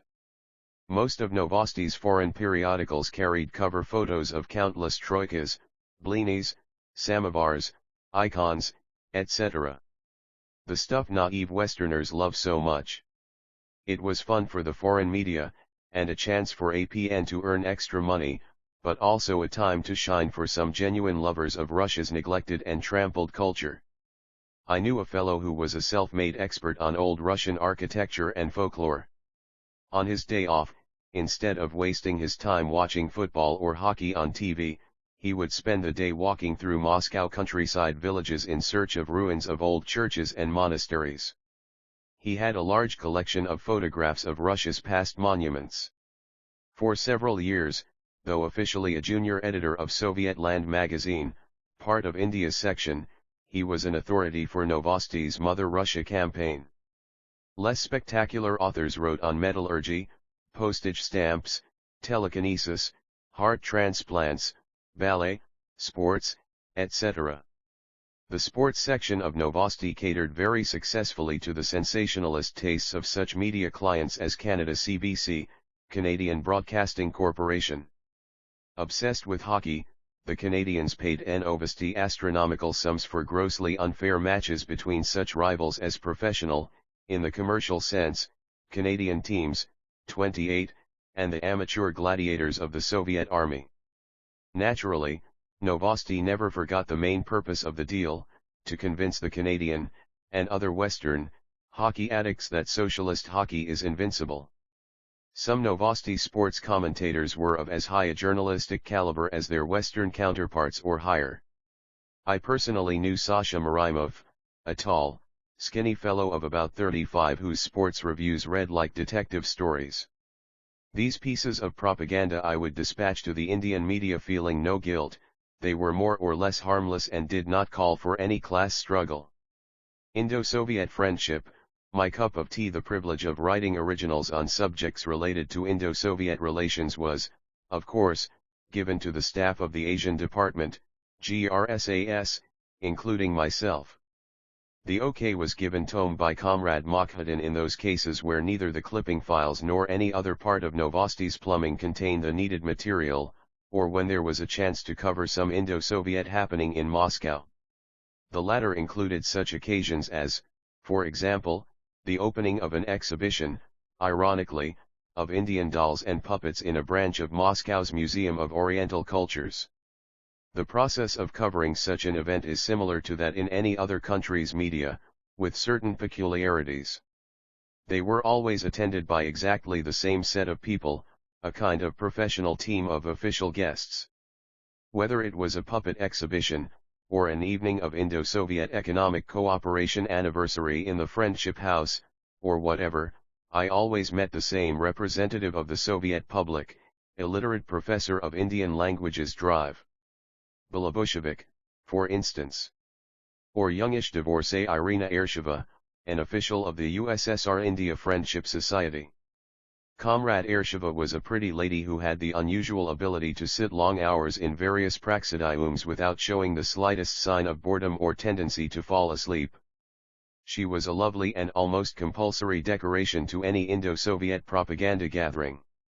Another must was a young but extremely promising diplomat, Igor Bony, several years a consular official in Bombay, who had acquired the reputation of a Pukka Sahib, real gentleman, among the Indian staff for his fluent Hindustani and flawless manners. His opposite was a professor of Hindustani from the Moscow Institute of Foreign Relations, Comrade Oleg Ultsifarov, an uncultivated young man speaking fluent but badly broken Urdu, especially while consuming considerable volumes of liquor at Diplomatic, 29, Tomas Schuman, right lower corner, at a meeting of the Indo-Soviet Cultural Organization in New Delhi. Tomas Schuman, right, socializing with foreign students at the Patrice Lumumba Friendship University in Moscow. 30 receptions. This character would appear to be very trustworthy, many would confide in him, and all the secrets and the gossip were guaranteed to reach the KGB in record time. A valuable contribution to any gathering was KGB Colonel Erden, dean of something or other at the notorious spy school called the Patrice Lumumba Friendship University. Comrade Colonel also spoke some foreign languages. After these there would follow an assortment of small fry, several students from F. Lumumba, a couple of Lastiki from UPTKA, the department of the KGB rendering domestic and secretarial services to foreign diplomats in Moscow, and finally, a troika of Indian diplomats, sometimes His Excellency Qwal Singh, the ambassador, and a combination of first and second secretaries, Mr. Lamba, Mr. Dum, Mr. Jhandial, Mr. Mahajan or Mr. Siddharth Singh. Friendship meetings always proceeded in the same order. First drive. Belabushevik would read from a typewritten page something no one in the audience could understand or bothered to listen to. Several Indian students would secretly hold hands with Lastiki, or with girls who worked in garment factories named after Rosa Luxemburg or Clara Tsetkin, invited to Dom Druzhye as a filler, to become a collective member of the USSR India Friendship Society, in a ceremony at the end of the evening. The ambassador of India would then take the floor and say something nice about the Russian winter, carefully avoiding mention of the Bhile steel plant or any other industrial monster, for which India is supposed to be eternally thankful to the USSR. That would not prevent me from inserting it into my report for Novosti anyway. By the end of the ambassador's speech some Indian boys would have exchanged telephone numbers with Russian girls and move one step further, from holding hands to touching knees. When the lights would go off and a new documentary on old Pile started, some hands would go around waists. After the movie the lucky ones would go to dance in the adjacent hall, others dashed down to the buffet to have a beer and discuss politics, ever so carefully. Long before the party was over, I would leave for Novosti, sometimes in an office car with an APN photographer, my article almost ready. Most of it had been written in advance anyway, with blank spaces for names and percentages of growth. During a youth propaganda campaign I concocted several articles for Soviet land. One of them I remember with especially bitter feelings. My boss at the time, Comrade Surov, a grey and humorless invalid, his leg was wounded, wanted me to find an Indian student at Moscow State University, MGU, and ask his, or her, impressions of Moscow. I found not only a student of physics. -31, Ashok Kumar, studying superconductivity under ultra-low temperatures in a cryogen laboratory, but also Savitri, a pretty girl from Nepal, studying medicine, who wanted to be a pediatrician in the Himalayan mountains. Both were very happy, talkative, and sociable. They related tome stories about their trips across the USSR during vacations, their life in the MGU Obshchezhitaya dorms, where they had to share rooms with 2 or 3 other Soviet students, for more complete indoctrination, not for lack of space, but they did not know it, about the eating habits of Russians as opposed to Indians, etc. A human interest story was on the way. But the old Haksurov rejected both interviews. According to him, they both lacked the expression of gratitude which supposedly overflows in the hearts of Indian students for their free education in the USSR, towards the Soviet people, our government, and our glorious party. He wanted me to include their thoughts, that such a paradise as MGU is possible only thanks to the scientific theory and practice of Marxism-Leninism. He insisted that I put in the Indians' mouths admiration of the fact that in brotherly multiracial Moscow there is no discrimination, unlike the USA, where our guests would hardly find a friend for being colored. I wasted my time explaining to Comrade Surov that both my Indian students were aware of frequent racial scandals within MGU between Russian and African boys fighting over Russian girls, and the drunken orgies some of the liberated black brothers organized in the dorms, and the brutal treatment of some black SS by the Druzhniki, voluntary Komsomol police. I could have explained also the surprise expressed by the Indians that any political activity except that prescribed by Komsomol is strictly banned in MGU. But the boss wanted only the truth. Another frequent assignment was coverage of press conferences with visiting Indian VIPs. I remember when, in July of 1966, Mr. Kumaraswamy Kamaraj, an outstanding member of the Indian National Congress Party and an opponent of Indira Gandhi's faction, came to Moscow. The Kremlin wanted to cultivate him, as he might win the intra-party struggle for leadership and become the prime minister. On July 30, Novosti and Foreign Affairs staged a marvelous farce in the Grand Hall of the Metropole Hotel. The Indian guest pretended not to notice that media representatives asked him only questions which already contained answers, and most of the answers were in favor of Soviet foreign policy. Every Novosti person, including myself, prior to arriving at the Metropole, had been given his questions typed on a piece of paper, to memorize, or to read aloud if memory failed. My question was about the positive effect of the spirit of the Indo-Pakistani Peace Conference of 32, Tashkent on the establishment of stability and mutual security on the Indian subcontinent. Getting Mr. Kamaraj's affirmative answer, I simply incorporated a few of his words into an already typewritten report on the press conference. The next morning, Pravda and other Soviet central papers carried the rhapsody to Soviet peacemaking efforts. And as far as I knew, at that very moment Soviet submarines were making a home in the Indian ports of Bombay and Visakhapatnam, Soviet Air Force advisors were training Indians to fly MiGs. And the Soviet Defense Ministry was pushing more and more Soviet-made military hardware on both India and Pakistan, trying to make both dependent on our supplies. The covering of trade agreement signing ceremonies was more pleasant. One might actually see and even touch some articles of Sherpatreb, consumer demand, which average Soviet people would never see, for most of them are sold in closed shops for nomenclatura only. I loved most of the exhibitions and informal parts of the ceremonies which followed the actual signing and the abstract speeches, the only interesting part of which would be the response of the Soviet trade representatives.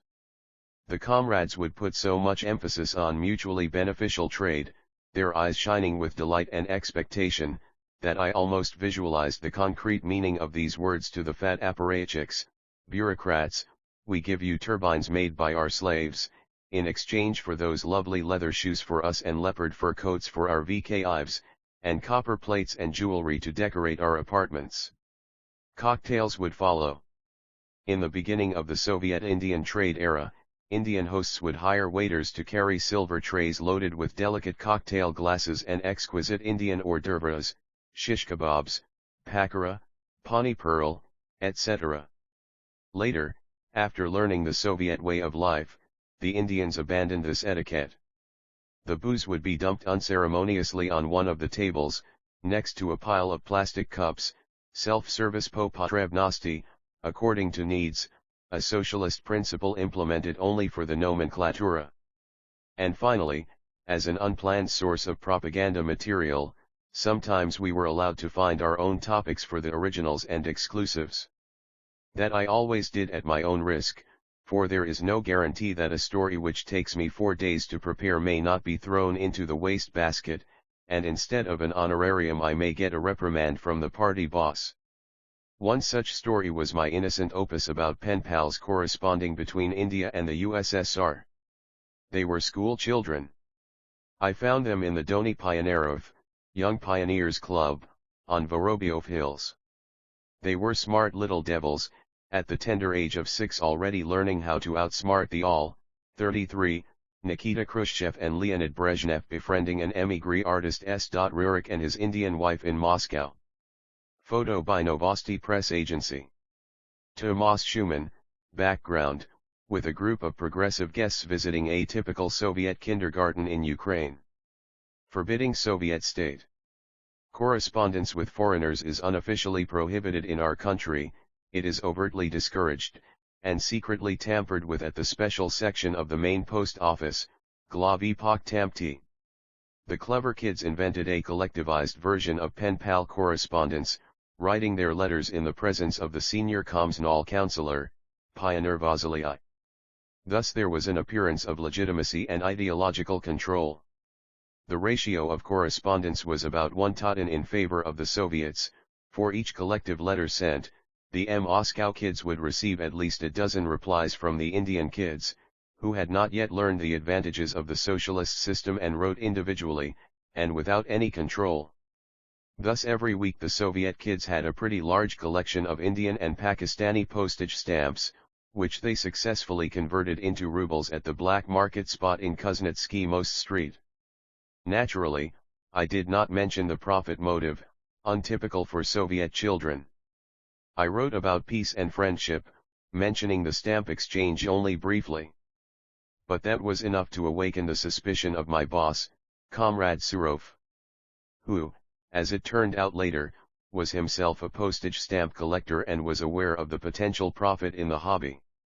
The opus was scrapped, and I only hoped the young pioneers were not investigated for profiteering. A convenient source of endless originals was Soviet travel logs with visiting foreign guests of Novosti. I was attached to a large number of delegations from India and Pakistan during my career in Moscow.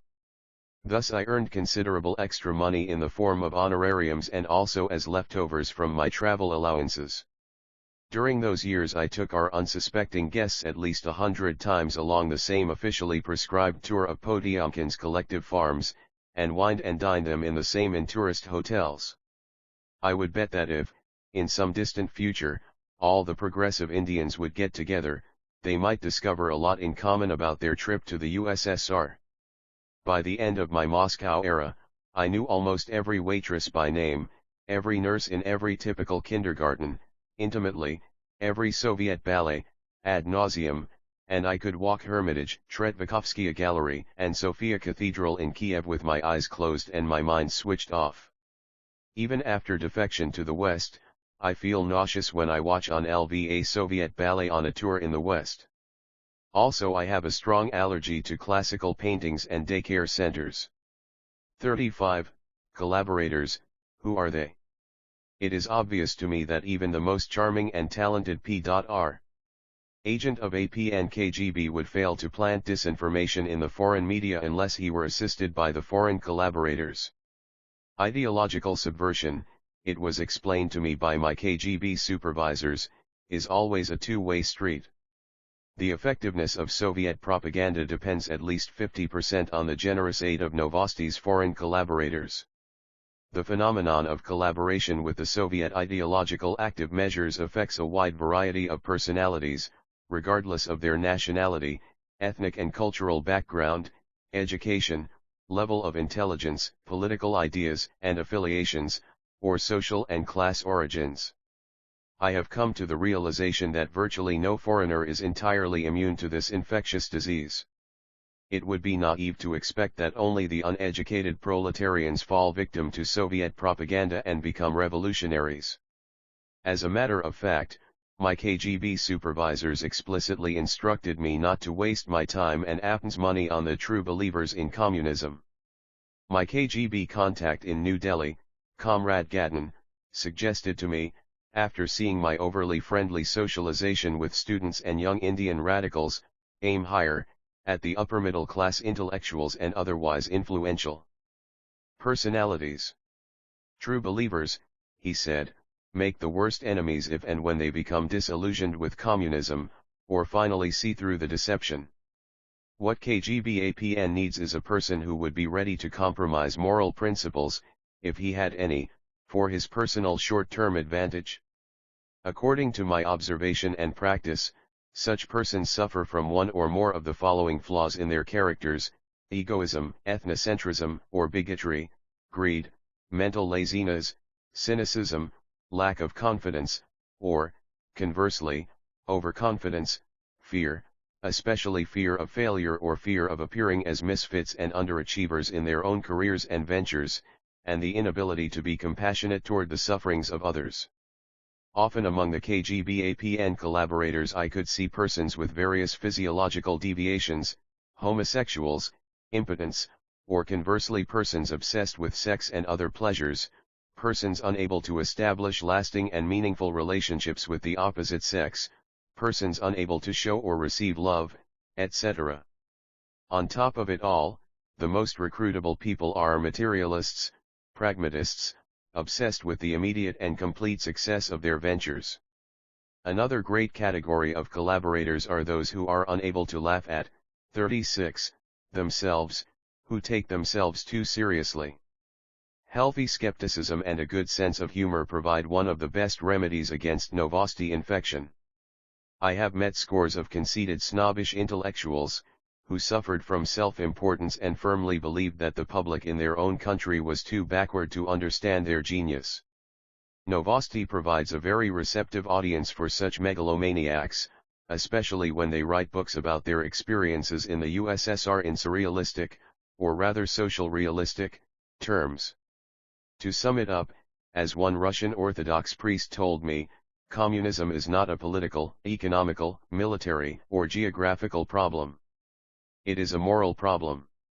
Novosti Press Agency and her KGB bosses will be successful in the manipulation of public opinion in the free world as long as there are amoral persons ready to cooperate with AP and KGB for their own immoral gains and purposes.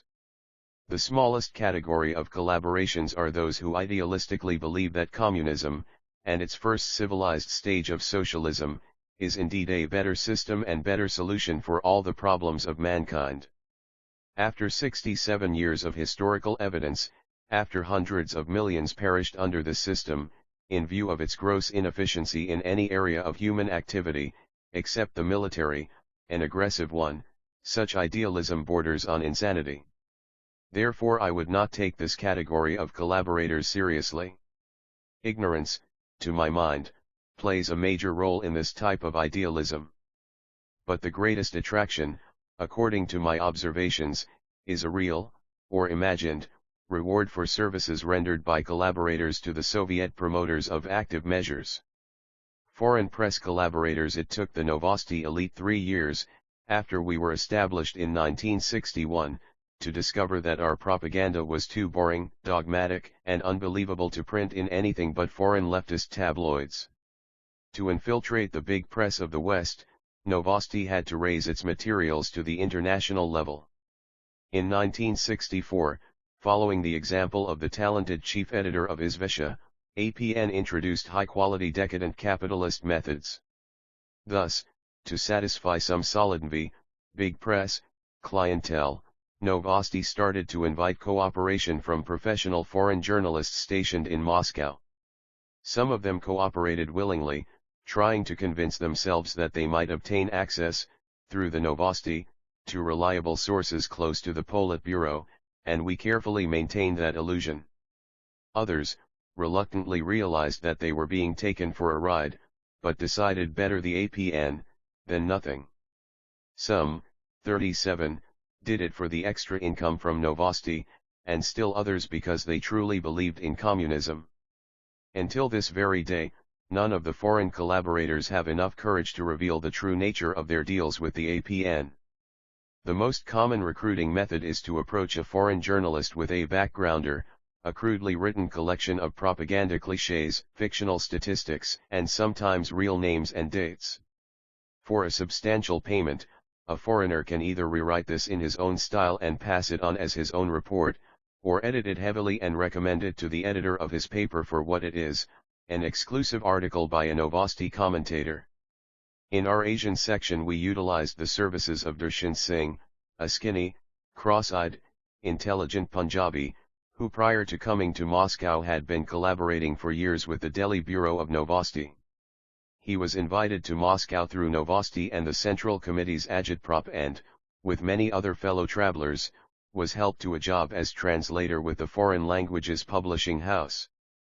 There he did routine work, translating the masterpieces of Lenin and Brezhnev, novels by Sholokhov and Gorky, etc., into Punjabi. That was his cover job, which provided his regular income. The real creativity of Darshan Singh was used for a different kind of writing, for APN. Together with our boss, Comrade Mokhadin, Darshan concocted weekly a gossip column entitled Letter from Moscow, based on regular agitprop material, sometimes simply borrowed from Pradva editorials. Using his old connections with several respectable large circulation newspapers in India, such as Amrita Bazar Patrika, Calcutta, or a number of Punjabi papers, Darshan Singh established a lively traffic in propaganda, using Novosti teleprinter facilities, photographic services, and even our typists and stenographers. He was paid by the Indian paper as a regular correspondent in Indian rupees, and by Novosti in Soviet rubles. After about a year of cultivating the foreign news desks of a couple of Indian newspapers, Novosti made them dependent on us as their source of exclusive information. Most Indian papers cannot afford to keep their own correspondent in Moscow, but for prestige would not mind having a regular Moscow letter, with the latest gossip from diplomatic circles planted by AP and KGB often arriving before that same news was reported on other international wire services. They would also appreciate human interest stories, including such unorthodox features as photos of a Moscow farm market, pictures from a typical Soviet wedding party, and even interviews with some fake Soviet dissidents, provided by Novosti for such occasions as slandering Alexander Solzhenitsyn. 38 One doubt that Darshan Singh really believed in what he was writing. He was too smart for that. Neither was he a dedicated communist.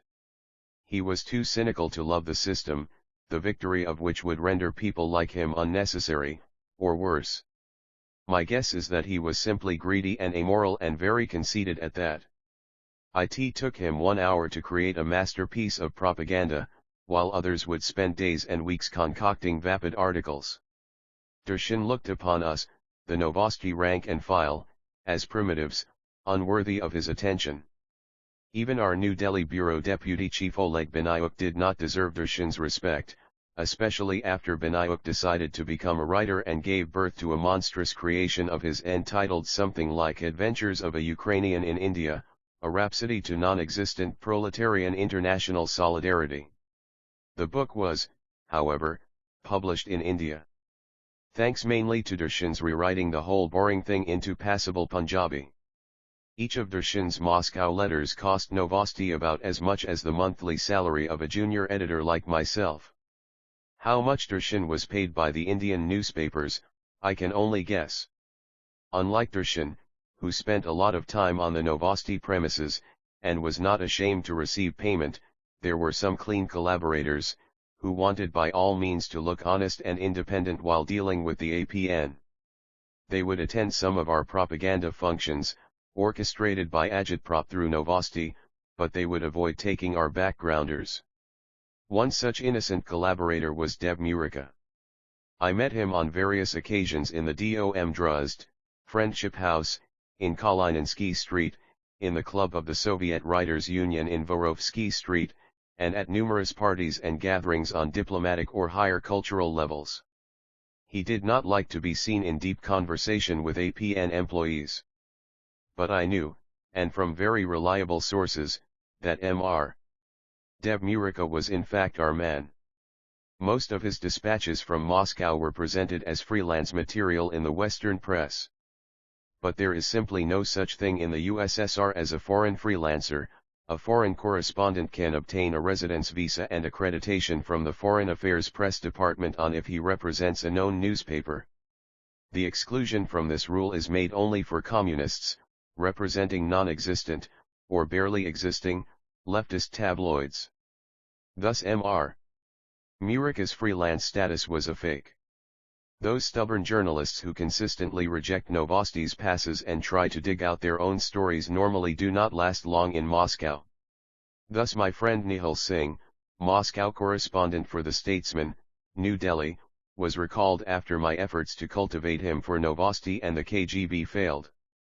Naturally, I did not try hard, and did my dirty job very unwillingly, feeling respect for Mr. Singh's 39 integrity and common sense conservatism. I tried to give him all kinds of signals and hints to indicate that my interest in him was strictly separate from the job entrusted to me by Novosti and my KGB contact. I am still unsure whether he realized what I was trying to convey. He and his Dutch wife were very nice to me and to Anna, my wife. We genuinely enjoyed their company and tried to make our picnics as natural as possible. On arrival in Delhi in February 1969, I renewed our friendship, both for my own pleasure and following the recommendations of my new KGB contact, Comrade Gatton. We met several times at my place in 25 Barakamba Road and Indiana, the Delhi Press Club, on one occasion where he made a rather critical speech about the decision of Indira Gandhi to nationalize India's banks. Whether because he read my messages correctly, or simply because he was a noble man, Nihal Singh published a very complimentary article about me in The Statesman after my defection. He had become the chief political correspondent and news editor by that time. Mr. Nihal Singh, second from the left, of The Statesman, New Delhi, with a group of friendly Novosti mindbenders. 40. Services and pay. The official prospectus of the Novosti Press Agency says, APN enters into contacts and concludes agreements and contracts with both state-owned and privately owned newspapers, magazines, news agencies, publishing houses, broadcasting and television companies, as well as individuals. To supply them with agency materials for an appropriate fee. The above statement is an overstatement, if not a bloody lie. All through my career with the Novosti I have never heard of anyone in their right mind giving as much as a penny for Novosti's material. Some sick-minded or uniquely stupid individuals and companies, yes indeed, sometimes do pay an appropriate fee to Novosti. Thus, in 1975, editors and publishers of the world-famous Encyclopedia Britannica bought from APN some 15 or 16 articles about the Soviet Socialist Republics, wherein the flora and fauna of the Soviet colonies is described in glorious socialist realistic detail, but not a word is said about the methods of appropriating, or rather, annexing, the national statehoods of formerly independent East European, Baltic, and Asian nations. Both the origin and the current functioning of the Union of Soviet Socialist Republics are described there in mythical terms, in typical Novosti style. But again, there is not a single mention of what happened to about 40% of the native, ethnically non-Russian, populations of the Soviet republics, frozen and starved to death in Siberia, whence they were deported in cattle vans, old men, women, and children, able men machine-gunned by the KGB, or, the happiest ending, forcibly assimilated by the fraternal invaders. Also, not a word about the ethnic composition of the power organs of the republics, the local central committees of the Communist Party, predominantly Russian or Ukrainian, even in, and especially in, such ethnically distant areas as Central Asia, Caucasus, and the Baltics. Instead, the Britannica is full of praises to the Soviet public and political organizations, such as the Young Pioneers, the Young Communist League, Dashov, a paramilitary youth organization in the tradition of Hitlerjugend, etc., and again, not a single word of editorial explanation about the nature of such unprecedented political pluralism in a country with a one-party system of power. I can only guess about the true motivation of the Britannica publishers, borrowing such crude and very un-British propaganda from, 41, the Novosti, and paying for it with hard, though decadent, British pounds sterling. To my mind it is either a rare case of pure idiocy, or a side effect of an infectious disease of the 1970s called détente wishful thinking about the making the Soviet junta more peaceful by describing it as such. There is no need to pay an appropriate fee to Novosti, because in most cases Novosti is too happy to pay, rubles, dollars, or pounds, to anyone who agrees to publish its crap. In fact, according to my observations and experience, confirmed by dozens of defectors from the KGB and APN, Novosti has a well-developed list of services and payments for all sorts of foreign collaborators, which I quote below. Overt and legitimate operations. In its official prospectus, Novosti states that APN's publications are disseminated in foreign countries in strict accordance with the laws and regulations of these countries. That may or may not be true. But let us look at the various methods of dissemination of APN propaganda from the viewpoint of legality as well as morality, and I mean universal human morality, not the communist one, where the end justifies the means.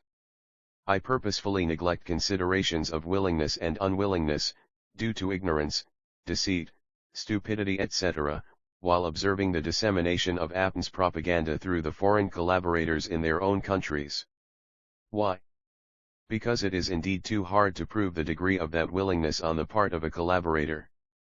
But it is very easy to review the active measures promoted and facilitated by collaborators, from the standpoint of Western morality on one hand, and from the standpoint of Soviet law on the other. This comparison is extremely important to realize what the Soviet system itself considers illegal and criminal, and what it does in foreign countries, using the legitimate freedoms of open society to achieve Soviet goals. Thus, the legitimate or overt active measures conducted by the KGB Novosti tandem abroad through the foreign collaborators, include the following: publication of a piece of pro-Soviet propaganda material in the Soviet media, authored by a foreign collaborator, with further recirculation, by quotation reference or reprinting, in the country of the collaborator, a public statement in the interests of the Soviet state, made by a foreign collaborator on Soviet radio, TV, or at an international forum organized by the Novosti within the USSR, replaying of, 42, that statement in a foreign country, same as above too, but originated in a foreign country and by the foreign collaborator, with further publication, and / or broadcasting or disseminating in any other way, in the foreign media, a speech made by a foreign collaborator at one of the CPSA-sponsored international congresses within the USSR, with further publication in the Novosti periodicals,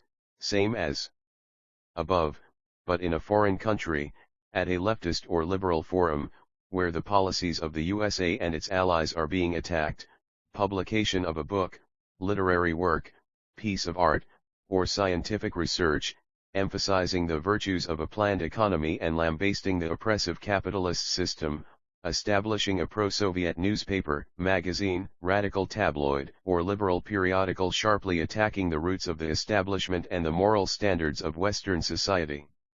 Introduction and conducting of an academic course, or series of lectures, seminars, study groups, etc., with an emphasis on Marxist-Leninist ideology, at any Western university, establishing a pro-socialist political or public organization in the country of a collaborator, distribution of APN's periodicals, booklets, releases and other materials in the collaborator's country, direct cooperation with APN's bureau, in the staff, abroad.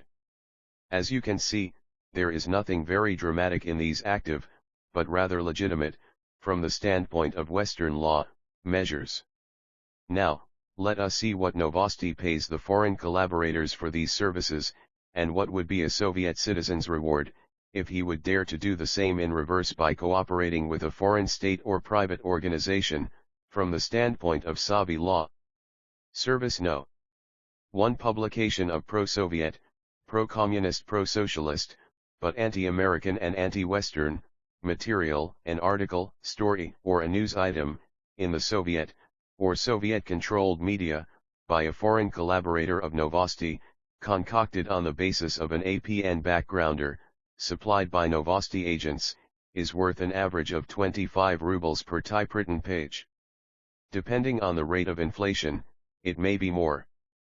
A collaborator may spend his rubles in the USSR, or receive his royalty in a currency of his own country according to the Soviet established rate of exchange. 43. Now, look how the Soviet law defines this action, if committed by a Soviet, or Soviet-controlled countries, citizen, an author, a journalist, writer, or simply a restless person, who would dare to publish a pro-Western news item or an article, or anything even distantly critical of the Soviet Empire, in the Western media, will get an average of 5 years of imprisonment, or concentration camp, for this so-called anti-Soviet agitation as defined by Article 70 of the Soviet Criminal Code. See the difference. For 10 pages of pro-communist crap a Western collaborator gets 200 rubles, but a Soviet citizen, 5 years of hard labor. Daniel and Sinyovsky, the two Russians who ventured to publish their essays abroad, and a Yugoslavian Mijailov, who did the same, spent more than 5 years, but that is a pure technicality. Sinyovsky and Mijailov are now living in the West, so they may share their experiences with the Western collaborators of Novosti, if they were willing to listen, which they normally aren't. Service No. 2. For a verbal statement of a pro-Soviet nature made by a foreign collaborator of APN within the USSR, or in a brotherly territory, Cuba, Nicaragua, Angola, Vietnam, Afghanistan, etc., as arranged by APN on a radio or TV station, the foreigner receives from 200 to 1,000 rubles, depending on the content of his statement and the reputation, notoriety, of the collaborator. A Soviet citizen simply cannot make a pro-Western statement on foreign radio, even if he, or she, is allowed to visit a foreign country. This is specified in the secret briefing at the Visa Department of the Central Committee, which every Soviet citizen traveling abroad, without exception, must read and sign before his visa is approved. But if a Soviet citizen would dare to smuggle a tape-recorded message out of the USSR, he would be treated according to the same Article 70 of the Criminal Code, 5 years of hard labor in Siberia or some equally pleasant location. Service No. 3. For the same as the above two, but directed by the Novosti towards the foreign media, planted in foreign newspapers, for example, a foreign collaborator, as a rule, is paid in both Soviet rubles at Moscow APN headquarters and in foreign monies by a foreign branch of Novosti in his country. Sometimes the collaborator is also paid by the useful idiots of a foreign newspaper, publishing house, or TV network. In those rare cases when the story is unacceptable to the foreign media, a local bureau of No/Osti may push it through by simple bribery, intoxicating an editor at an embassy party, or coercing a publisher in some other way, by Promi, 44, sing a free trip to the USSR to meet with Bolshoi ballerinas and famous milkmaids in Murmansk. The amount of the bribe would depend on the importance and news value of the material. To my knowledge, Novosti included several cooperative Indian publishers in the group of Jawaharlal Nehru Prize winners, which simply means a ₹500,000 rupee bribe in a legitimate and rather respectable form. Naturally, a Soviet citizen, should he dream of collaborating with, say, UPI or France Press, will not survive for too long as a freelancer. Instead of a Pulitzer Prize, he may get 10 years at a concentration camp in the Gulag for collaboration with foreign intelligence services, and UPI is a stooge of the CIA, according to Pravda, isn't it? Service no. For a speech made by a foreign collaborator of Novosti at one of the international forums orchestrated by the agitprop within the Soviet Empire. For the publishing rights of that pronouncement, the text of which is often prepared by the APN staffers long before a foreign guest lands at Moscow airport, Novosti pays to the collaborator a one-time fee of about 2,000 rubles, plus all his travel expenses. Naturally, the collaborator has to earn the honor by being a good parrot and obedient pet. Mother Russia seldom extends hospitality to unuseful idiots, who stubbornly refuse to read their speeches from the prepared texts. As you may have already guessed, no Soviet citizen has a legal right to make any unauthorized speech at any international forum, least of all one which is anti-Soviet or pro-Western. Violation of this law is considered high treason by Article 64 of the Soviet Criminal Code, which, by the way, provides the ultimate punishment, death. The only possible way for a Soviet citizen to address an international forum is to be assigned to make such a speech by the agitprop. Of course, there is another, more troublesome way, to become a dissident writer, to be arrested and sent to the Gulag for years. Released, harassed by the KGB for another 10 years, and finally kicked out of the country to the West. Then only, yes, one may have a right to talk to an international forum, and in the process be ridiculed and offended by the Western liberal media as a Cold War paranoid and right-wing extremist. Alexander Solzhenitsyn tried this method. Service no. 5 For making pro-communist speeches and pro-Soviet statements. 45. Outside of the Soviet Empire, the collaborators of APN are paid accordingly in the currencies of their own countries, at the rate of exchange established by the Soviet Bank, 1 progressive Soviet ruble for 1 decadent American dollar, or even less. Often APN-KGB funnels additional monies to the organizers of pro-communist gatherings, and also covers the expenses for media coverage of the event. So, the foreign collaborators again have 2 chances to be remunerated, from Novosti directly, and from local useful idiots. Naturally, pro-Western public statements or speeches are unthinkable within the Soviet Empire, even if and when such a science-fictional event might be financed by the CIA or the John Birch Society. In any case, a Western collaborator of APN-KGB would be paid some $2,000, whilst a citizen of the communist bloc may have a choice of firing squad or psychiatric asylum with forceful treatment by mind-destructive chemicals. Service no. 6.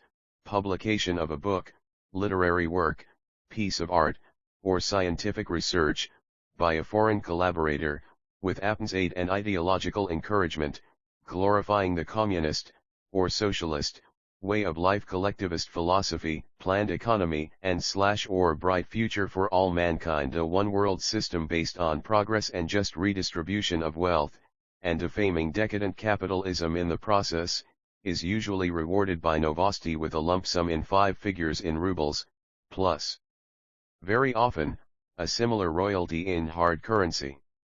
All the expenses for publication, editing, technical production and distribution are normally taken over by the Novosti. The author may also be invited to visit the USSR for a free trip and a title of progressive, together with some honorable diploma from Patrice Lumumba Friendship University, which the collaborator may proudly frame and exhibit to his, or her, academic brotherhood, or sisterhood. A Soviet counterpart of a foreign collaborator, for even trying to do the same towards the free world, may earn various royalties for publishing his work abroad, from 5 years of labor camp, Daniel and Sinyevsky, to public defamation in the Soviet media, Pasternak, Bulgakov, Zoshchenko, to a forced exile from the motherland, Solzhenitsyn, to a firing squad, Babel, Mandelstam, Meyerhold, and hundreds of other intellectuals during the period of unprecedented blossoming of socialist realism. In arts and science. If the book published abroad has any scientific value, not even a secret or defense subject, but, say, something about the sex habits of polar bears, the author, for passing his work to foreign publishers, may be 46 charged with high treason, according to Articles 64, 65, and 75 of the Criminal Code, treason, espionage, and divulging of state secrets. And every schoolchild in the USSR knows that every Soviet scientist without exception is the property of the state, together with all the contents of his brain. Therefore everything he writes, scribbles, or utters is a state secret. Service No. 7. Establishing a tabloid, newspaper, or magazine in a foreign country, in which, directly or otherwise, Soviet ideology and Soviet foreign policy are justified or supported, or in which Soviet-supported surrogates, Cuba, Angola, Nicaragua, the P.L.O., various national liberation fronts, are described in positive, progressive terms. For this type of service, collaborators of AP and KGB are rewarded through various front organizations formally not related to the Soviet Embassy or Novosti Press Agency. In my own practice in India, we gave birth to dozens of such illegitimate children of APN, from radical students' tabloids to independent progressive magazines, the circulation of which would not exceed 100 copies and the entire staff consisted of a person. The propaganda effect of these papers is negligible. And indeed it is not the main purpose of APN, but the creation of such periodicals gives APN KGB a legal and overt channel to funnel money and support to the so-called active, a group of radicals and agitators who are officially on the payroll of this or that newspaper as staff writers, columnists, etc., but who are in fact simply signing the materials, articles, commentaries, news items, prepared by the Novosti Bureau in a foreign country. Most of the time these activists are engaged in organizational work on campuses and in slums of large capitalist cities.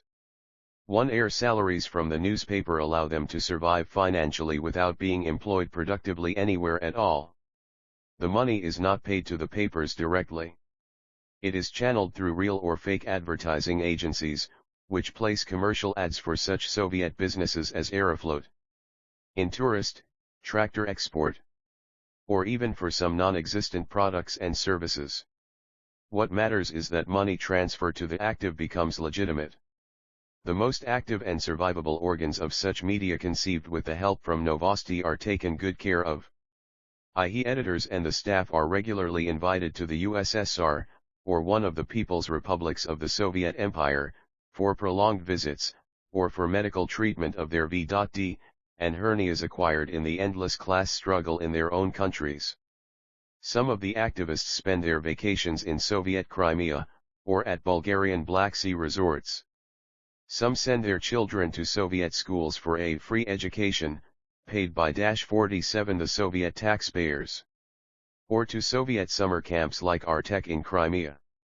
To realize what a mirror replica of such an activity would mean to a Soviet citizen within the USSR, try to establish a pro-Western, pro-capitalist, newspaper in the city of Sverdlovsk.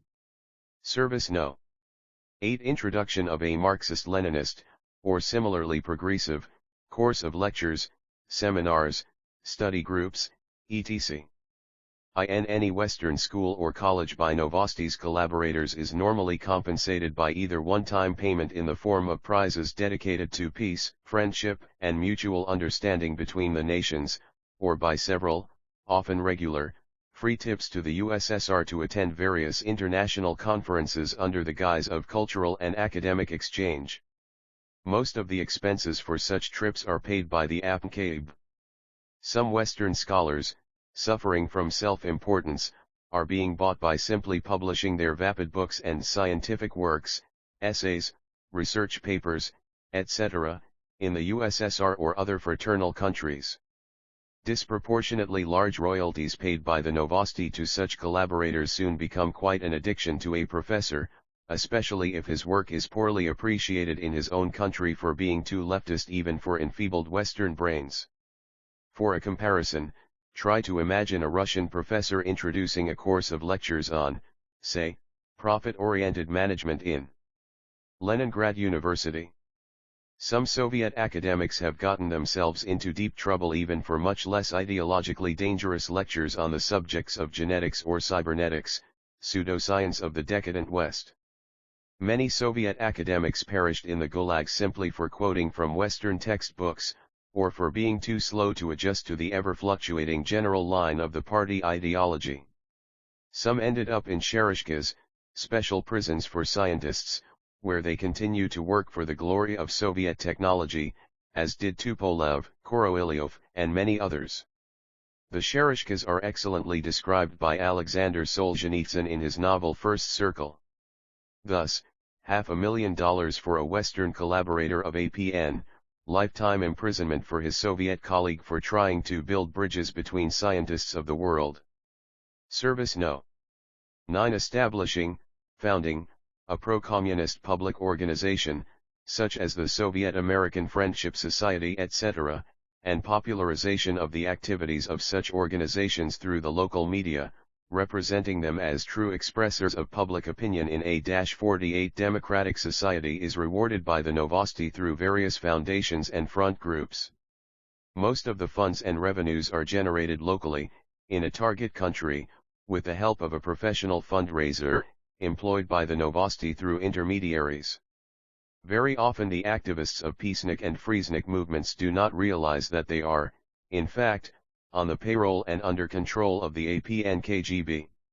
Some prefer to overlook or not to understand this sensitive issue for the sake of financial comfort.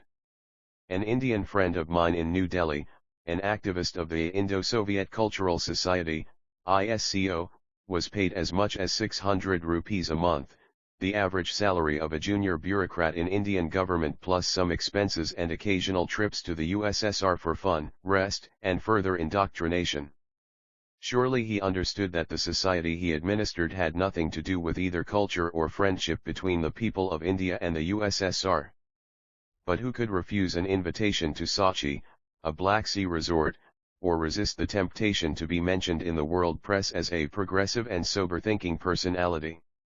The most active public figures, instrumental in the process of creation of pro-Soviet organizations and groups, are being systematically showered with all sorts of international prizes, Lenins, Nobels, Jawaharlal Nehrus, etc.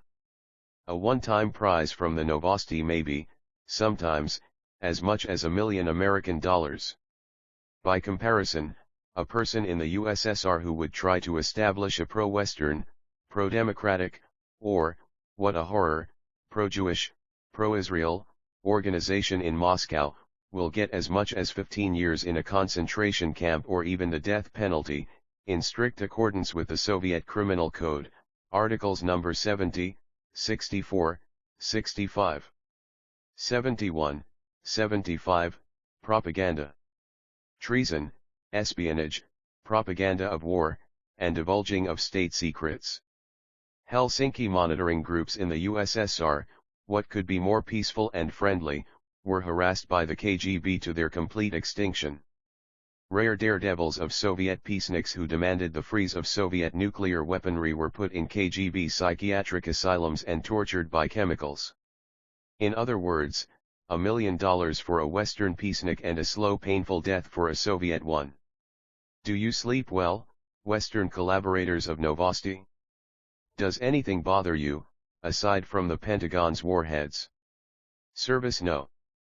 10 Dissemination, distribution, of APN periodicals and propaganda booklets in the free world through legitimate circulation agencies and retail bookstores, on campuses, and through school libraries is rewarded by a regular salary roughly equal to that of an agent for subscription in the target country. The collaborators' distributors are, 49, Tomas Schuman, second left, with a group of collaborators, distributors of Novosti subversive propaganda in India, visiting the Kremlin. A bonus for good work. A. Biswas, editor of the Amrita Bazar Patrika newspaper, Calcutta, as a Novosti guest in Moscow, accompanied by an interpreter. 50, also rewarded by regular free trips to the USSR, or fraternal countries, and sometimes by one-time prizes and valuable presents, from a Matryoshka doll to a camera, watch, TV set, or even a Soviet-made car. Promotion of subscriptions to Soviet propaganda publications is also rewarded by a generous commission of up to 60% of the retail price of the publication, such as Soviet Life, officially published by the Soviet Embassy in Washington, D.C., and other magazines, and books. A similar service by a Soviet citizen to a publisher in any free country is unheard of, but punishable by the same above articles of the Criminal Code. Service No. 11. Direct cooperation with Novosti Press Agency, either in one of the foreign bureaus or within the USSR, pays regular wages, roughly equal to the wages of the media workers in the target country. Bonuses may include a variety of awards, from a free automobile to a free space at the cemetery near the Kremlin Wall, next to many other collaborators, from John Reed to Dean Reed, an American pop singer, residing mainly in Moscow. He is not dead yet, though. Direct employment of a Soviet citizen by a foreign mission or a news agency is high treason, unless the employee is an officer of the UPDK, a branch of the KGB responsible for hiring domestic servants, secretaries, drivers, interpreters, etc., for foreign nationals residing in the USSR. UPDK means Directorate of Affairs of Diplomatic Corpus Upravlenie Delami Diplomaticheskого Korpusa, in Russian. Any other Soviet citizen who would dare to be hired by a foreigner in Moscow is treated as an enemy of people, with every regular consequence. This is a brief and far from complete list of services which the foreign collaborators of Novosti render to the self-proclaimed enemy of their own countries. These actions are overt. Any sensible person can, if he wants, observe them and monitor the results in both short and long time spans. There is not a single law in any free country that would prevent collaborators from openly and legitimately cooperating with the AP and KGB. But there is a law in the USA, which forbids the American intelligence services to contact, or use in any other way, their own American media to even explain, to say nothing about JUSTI-FI, their operations against the KGB-controlled Novosti Press Agency, the ideological subverter that feels at home in any belligerent capitalist country. I was told it, 51, is a price democracy must pay for its freedom. To my mind, it is a price the free world pays for self-destruction. Covert and illegitimate active measures. Most of the covert and unlawful actions have already been well described in many books by many Western authors. John Barron's KGB Today is one of the most recent. I shall list only several of them, known to be conducted through the Novosti Press Agency. Some of these active measures are harmful and unlawful enough to attract the attention of the law enforcement organs of the free world, but remain unpunished for various diplomatic reasons, such as not wanting to rock the boat or threaten the Russians, or so as not to harm the spirit of détente, etc. Others are considered to be too unlikely to stand up in court, and, even if proven to be unlawful, too unlikely to result in punishment of the offender, that is the Soviet government, by, say, collecting judgments or fines from the USSR, or for that matter from the administration of the Novosti Press Agency. In fact, there is a catch. The official prospectus of APN specifies that Novosti will not be legally responsible for any claims against the Soviet state, and the other way around, the Soviet state is not accountable for claims against the Novosti, since it is a non-government organization. Many of these active measures are covered only in a purely formal sense. Every sensible member of the Western, or Eastern, security service knows perfectly well about Novosti mischief, and so does the media.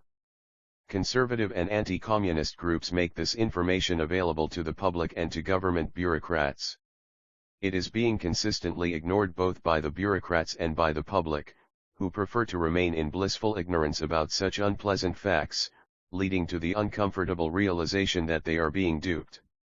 So, with the support of or in cooperation with, the KGB, with practically unlimited financing by the Soviet state, which in turn is being financed by the Western banks and the multinational corporations, with the assistance of foreign collaborators, and without any fear of being taken before any court of justice and punished. Novosti Press Agency performs the following dirty tricks and pays the following monies, and awards, to the collaborators. Service number 1: defamation and slander campaigns. Against Soviet citizens, dissidents, moral protesters, intellectuals, etc., who fell into disfavor with the Soviet junta. If and when it is done in the Soviet media by a foreign collaborator, the royalty is paid either in Soviet rubles, the 52, same rate as for the overt publication, or in a foreign currency, or through various bonuses, such as a free trip to the USSR. Thus, for defamation of Alexander Solzhenitsyn in the Soviet media, several Western writers and journalists were listed as progressive and their names were added to the lists for future invitations by the Novosti. For slandering Solzhenitsyn in Pravda, a Canadian writer by the name of Farley Mowat was awarded another free trip to Siberia, where he did research for another book, a bestseller about the happy life of Soviet Eskimos. For slandering academician Sakharov in the Literaturnalia Gazeta, another Canadian progressive journalist, Mary Dawson, may simply have been paid some 3,000 decadent Canadian dollars in the innocent form of a literary prize from a communist tabloid such as the Canadian Tribune. Some of the remuneration to the collaborators comes in the form of a valuable present, as described above. Due to the fact that Soviet dissidents have absolutely no opportunity to bring their foreign offenders to court, a Soviet or a Western one, most of the slanderers and defamers remain unpunished and free to enjoy Novosti payments and favors. Conversely, if a Soviet citizen would dare to say something disrespectful about any of the foreign stooges of the Kremlin, he may be charged with defamation and slander according to Articles 130 and 131 of the Soviet Criminal Code.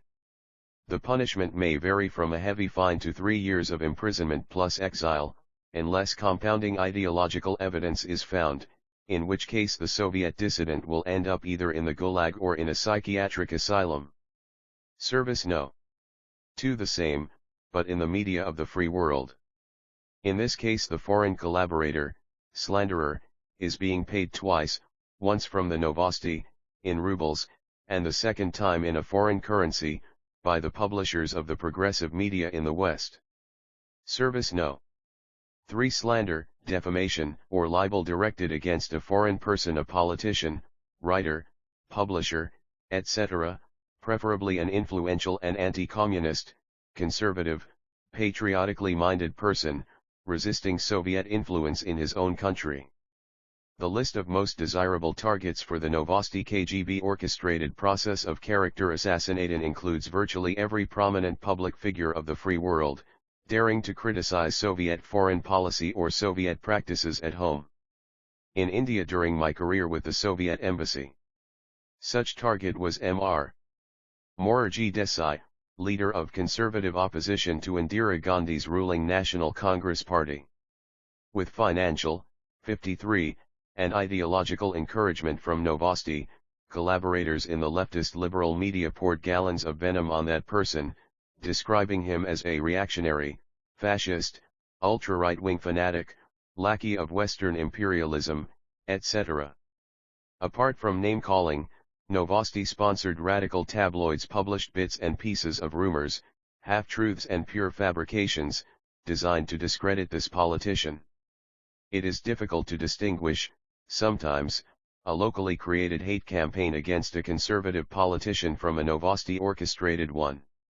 To my knowledge, the role of many collaborators is often simply to fan the flames of slander hysteria. And it is difficult, indeed, unless one has an insider within the Soviet embassy, to establish the fact of payment to a collaborator.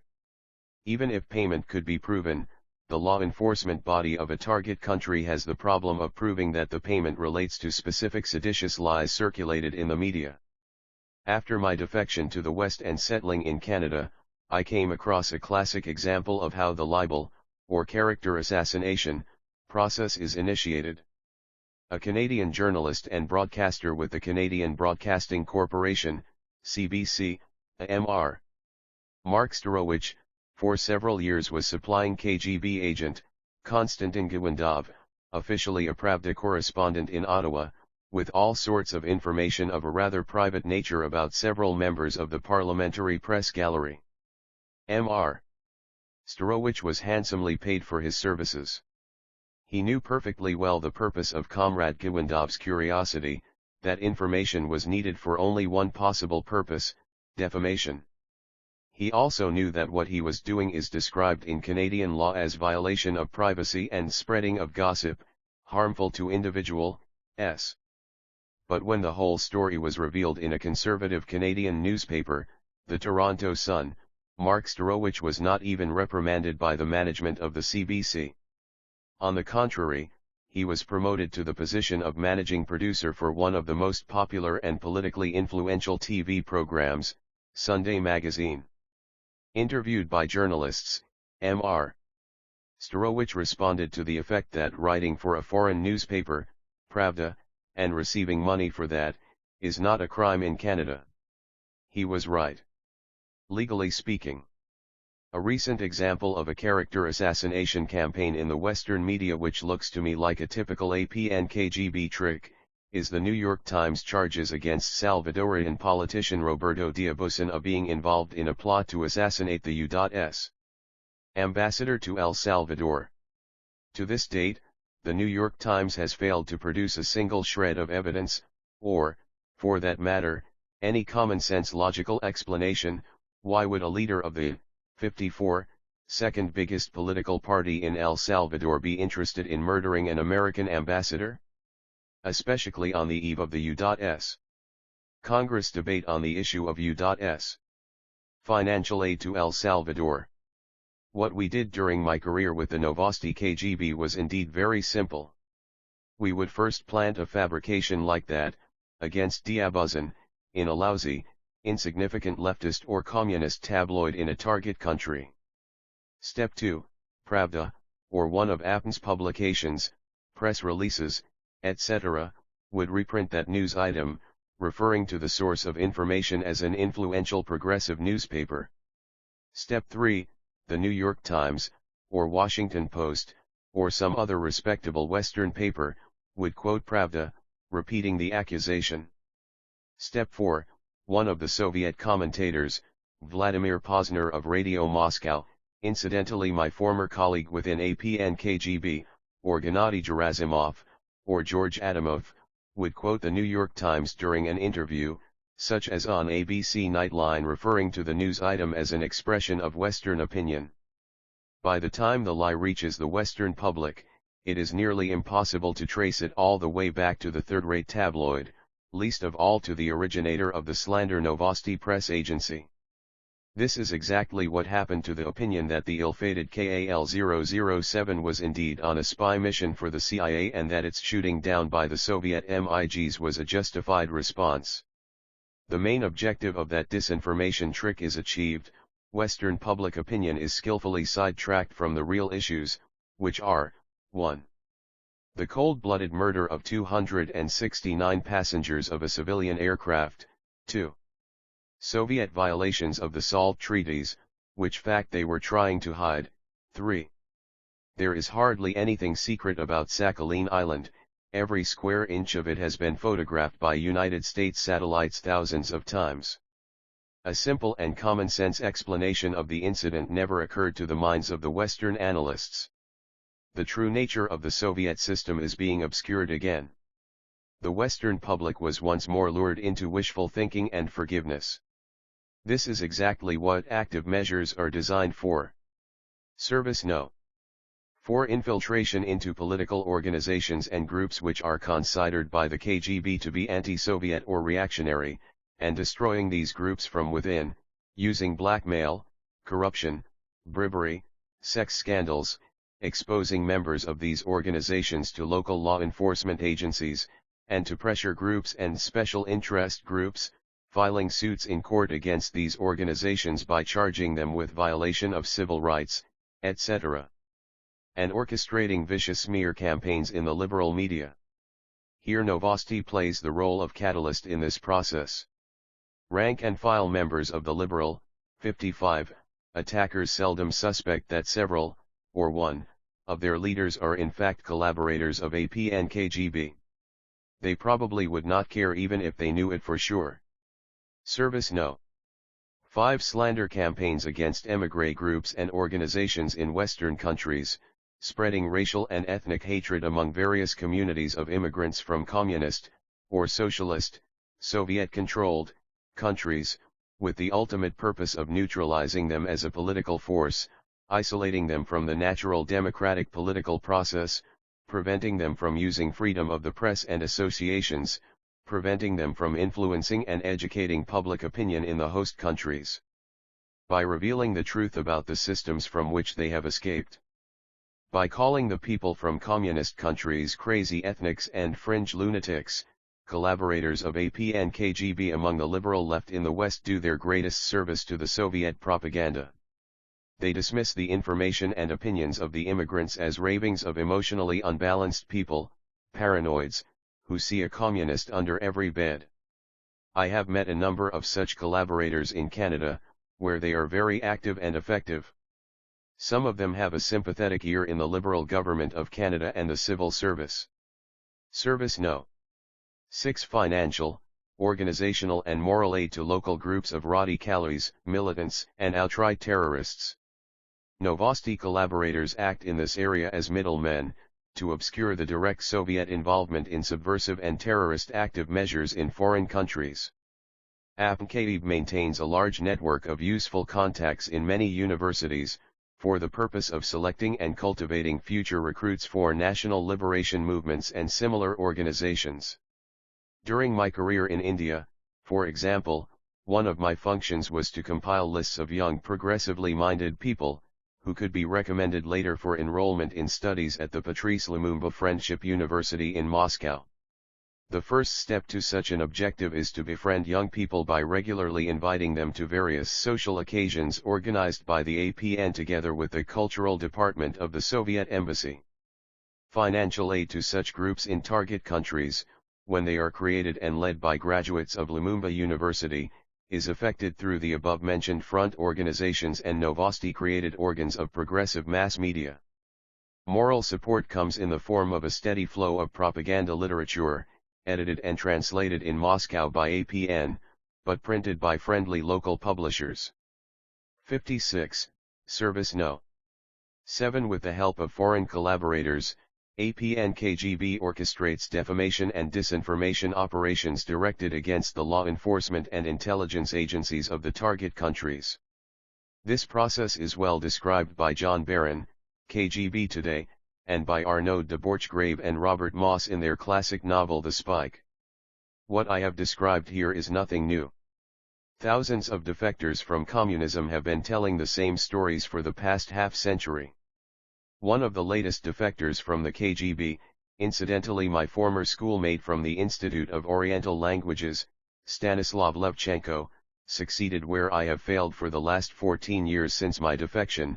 He convinced John Barron to present the sensitive issue of ideological subversion, active measures, to the Western public. In its essence, the process of subversion is also not new, it has not been invented by the Russians, or communists, it is as old as mankind itself. In 500 BC, Chinese philosopher and strategist Sun Tzu formulated the main principle of subversion very simply: the highest art of war is not to fight on a battlefield, but to subvert the enemy by destroying all the moral values in your enemy's country. The core of active measures consists of a consistent effort to demoralize the public, the majority of the population in the West. The media is the most convenient vehicle for such demoralization. Whether the useful idiots of the media do it for profit, for self-glorification, or due to ignorance or fear of Mother Russia is totally immaterial. The rewards which AP and KGB collaborators receive are pathetic by Western standards, but they have to be taken into consideration. Here they are: material rewards, regular payments in Soviet or foreign currency, free trips to the USSR for tourism, pleasure, indoctrination, or medical treatment in special clinics and sanatoriums, valuable gifts, from matryoshka dolls to automobile. Rewards of a material nature, monies paid in the form of Lenin's, or some other dictator's, prizes which accomplishes two jobs at one time, vindicating a dictator and corrupting the prize winner, covering expenses for publications of the collaborators' books and other works, admitting the collaborators' children to Soviet schools and universities for free education. 57. Rewards of a prestigious nature, granting the title of progressive journalist, or writer, etc., invitation to an international forum or a conference organized by APNKAB, arranging meetings with rare and famous personalities in the USSR, space pilots, ballerinas, etc., invitation to attend a celebration of something or other, like the October Revolution, at the Soviet embassy with lots of booze and nice girls, KGB lastikas, a trip to a closed location, such as a nuclear research center, an honorary scientific degree from one of the Soviet universities, a replica of Sputnik. Rewards of a moral nature, sex, often perverted, alcohol, drugs. And in exchange for these miserable, by Western standards, rewards, the foreign collaborators of Novosti trade to the Soviet tyrants something priceless, the collective consciousness of their own nations, freedom of thought and sanity of judgment, and in the long run, freedom itself. If we believe that the communist threat is a moral problem, the solution to it exists, probably, somewhere in the realm of the immaterial, moral, or even spiritual existence of humans. Another collaborator of Novosti, Mr. Kumaramangalam, accompanied by the author during his trip to Samarkand.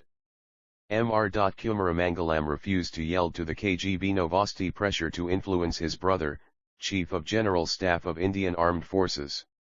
Several years later he died in an air crash. 58.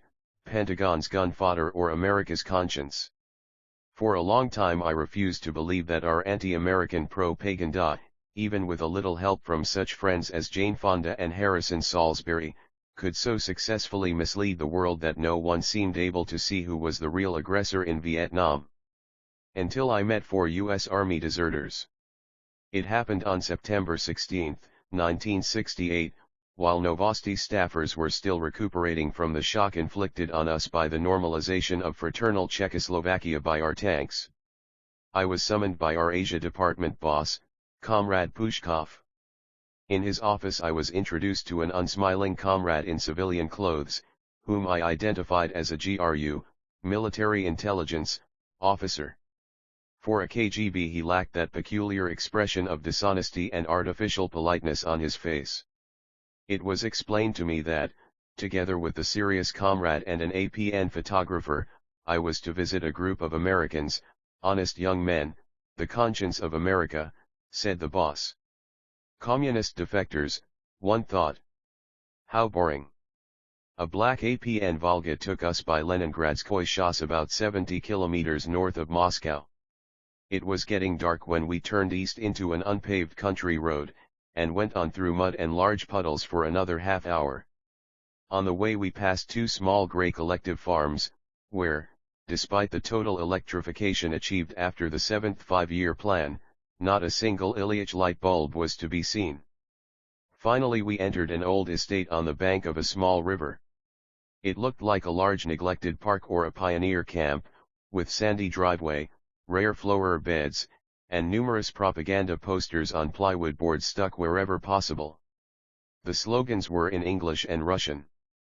In a large guest room of an ancient pre-revolutionary mansion, we found 4 young boys in blue jeans and worn-out sweaters, looking like anything but the U.S. Army soldiers we used to see on photographs in the Soviet media, with sarcastic captions such as Pentagon's gun fodder, American military war criminals, etc. 2 of them had long, untidy hair, one sported a beard a la Russ, and the 4th desperately wanted to look like Che Guevara. The gun fodder or America's conscience were playing billiards and were obviously bored. Our arrival was a welcome change for them. Their story sounded like many other stories about Vietnam one had read in West European and Canadian newspapers. Charles Nathan Smith, Sari Tipton, Robert Furies, and Joseph Parra met in a 59 hospital in Japan, where all 4 of them had been sent for treatment of minor wounds and detoxification from drug abuse. Released from the hospital, the GIs spent some time with Japanese girls, following the Beatles slogan, "Make love not war," and decided to dedicate the rest of their lives to the struggle for peace. For smiling redhead Sorry Tipton, it was a hopeless war because, as he said, the moment the Americans left, it would take the communists 2 days to liberate the South. Charles Smith's excuse was fear of becoming a professional killer. Handsome Mexican-looking field Dr. Joseph Parra expressed the desire to treat, not wounds, when it is too late, but people's heads, before they go to war. Robert Fures, the one with Tsar Nicholas' beard, had a good reason to desert. It is criminal, he said, to kill the Vietnamese just because they want to live under communism. Having come to these profound conclusions, the 4 GIs one day walked right into the Soviet embassy and asked for political asylum and a chance to tell the world the truth about Vietnam. Both requests were promptly granted. The deserters were flown to Moscow and introduced to the expert on truth, Novosti. The press conference lasted hardly a quarter of an hour. The deserters, it seemed, knew all of my questions ahead of time, and I definitely knew in advance every one of their answers. Putting my tape recorder aside, I tried to get rid of the GRU comrade by inviting the boys for a walk in the park, hoping for something more sincere in an informal atmosphere. Nothing doing. Even then, the boys went on playing back our propaganda to me. The United States was bad, Hanoi was good, killing the North Vietnamese with American bombs was a crime, killing the South Vietnamese with Soviet-made rockets was an anti-colonial struggle, therefore it was good. The damn rest home had no bar, where I could pump some vodka into the Americans to make them less progressive, and the GRU agent was uncooperative when I suggested that we send our Volga to the nearest village store for a bottle. So, my efforts to get a balanced picture of the Vietnam War failed miserably. Time was running short, and the Novosti photographer, having exposed all his film, had lost interest in geopolitics and was impatient to go back home. So, we shook hands, pronounced meaningless good lucks and see you laters, and left. On the way back to Moscow it suddenly dawned on me that the Americans may actually have been telling me the truth, the way they saw it. Why would they care who is the real aggressor and who is the victim? They wanted to survive, and to enjoy life. And any truth which helped them to survive was okay with them. What do they care, 60, if that truth happens to be a big communist lie, fabricated for the ultimate purpose of liberating mankind, which means destroying the society that has given them birth, life, and freedom, and which society now ask that they defend it by risking their lives. Their choice was clear, to die defending the better and freer society, or to survive in the worst one. Dead or red. They have chosen red and alive, and they do not want to be called traitors for making that choice. They'd rather be called America's conscience. I, too, was contemplating defection. I would gladly have changed places with these GIs. But how about dying? And what sort of truth I would offer to justify my treason? Would anyone believe me if I said that betraying my country's inhuman and aggressive system, to help the West, is an act of conscience, self-sacrifice, and heroism? These thoughts were driving me crazy. At moments like these, I needed a glass of vodka or a good friend to talk to. Or both. And, sending our photographer and Volga to the office, I flagged down a taxi and zoomed by the ring road to Kuntseva Hospital, reserved for apparatus of the Central Committee and Nomenklatura. There, behind the tall barbed wire fence, in a special room with a TV set, my former schoolmate Vadim Smirnov was recuperating after an operation on his eye.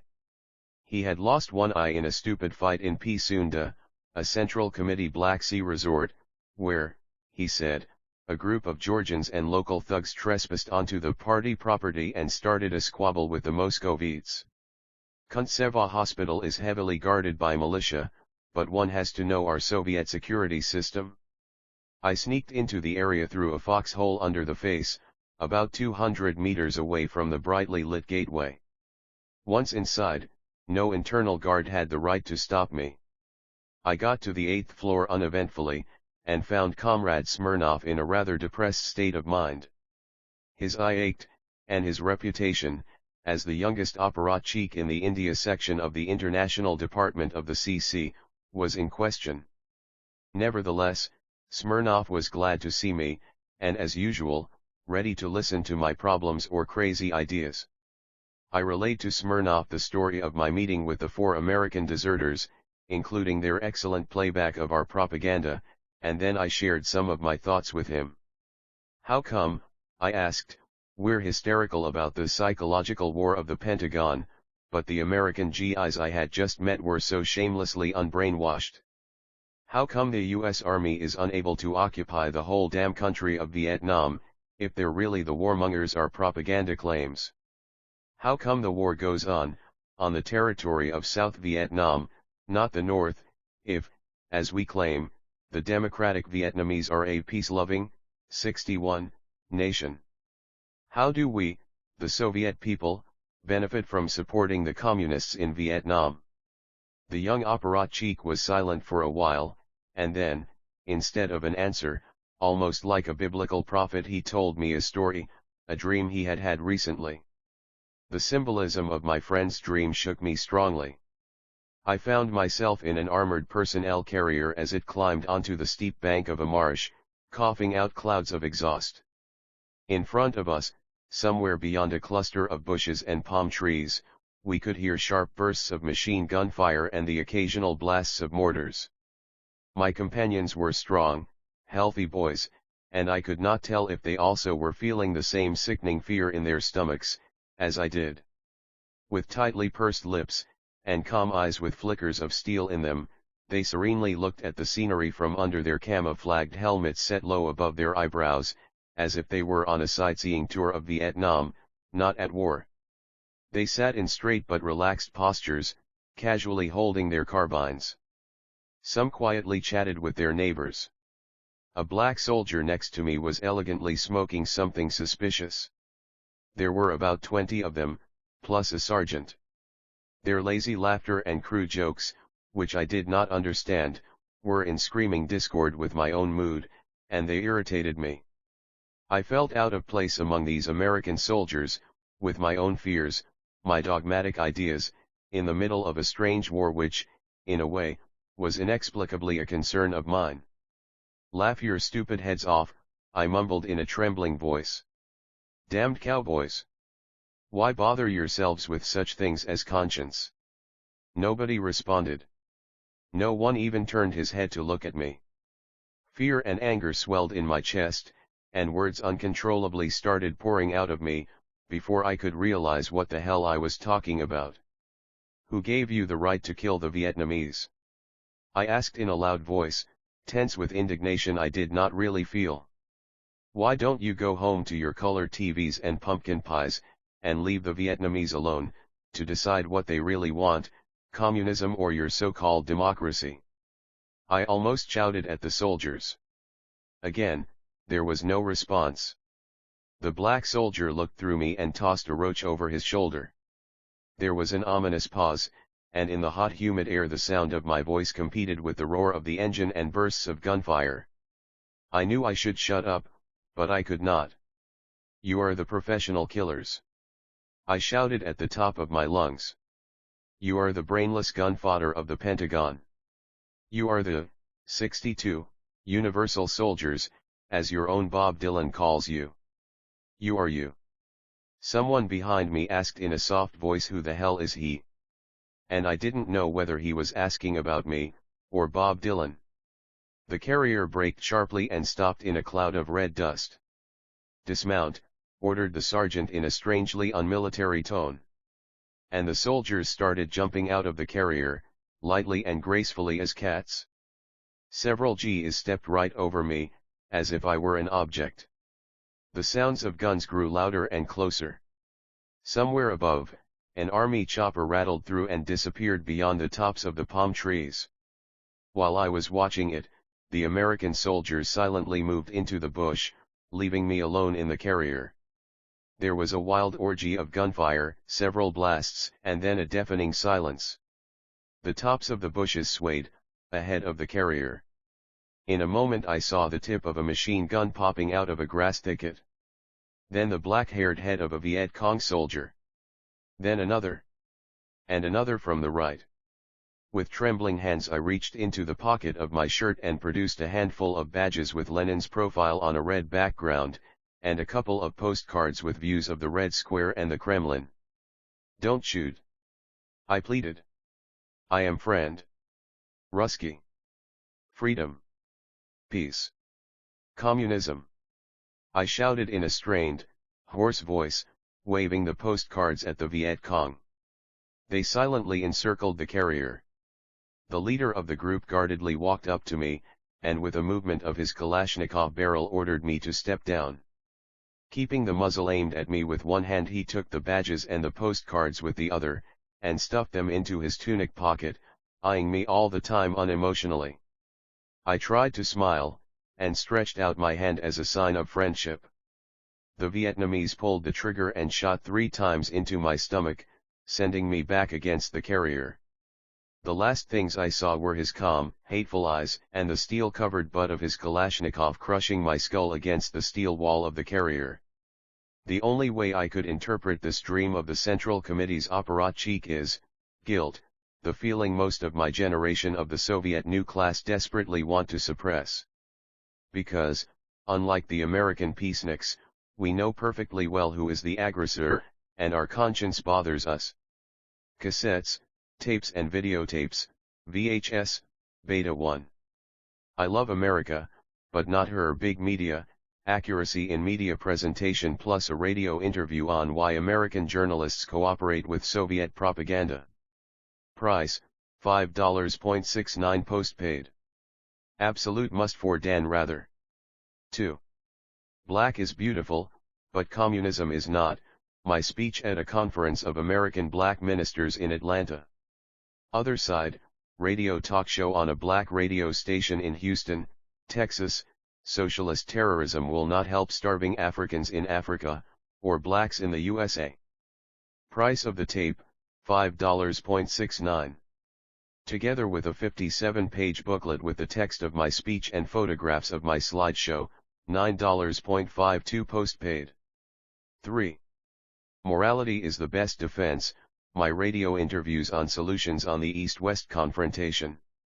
Here I reveal the inner workings of the Soviet subversion machine screwing up the Western public opinion towards the acceptance of communist expansion. Some of my humble suggestions may save America billions of dollars. My Christian heart speaks to you loud and clear. Price, $5.69 postpaid. 4 assorted radio talk shows, touching upon every imaginable subject, from Star Wars to sex in Siberia. Listen to me being interrogated by the most inquisitive, but loving, audience, American listeners. Prices, $5.69 for one single selection, $7.99 for two, $14.69 for the set of 3 different selections, postpaid. 5. The best of Schuman on videotape.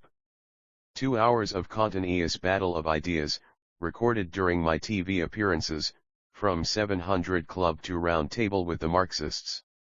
Also included, my slideshow, biographical story and examples of Western media being manipulated by the KGB. This tape is not only an eye-opener, it is pure fun, I like it.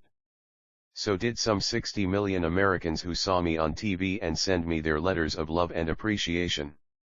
Quality may not be as good as CBS, but what you expect for $39.60. Mail you checks made to N.A.T.A.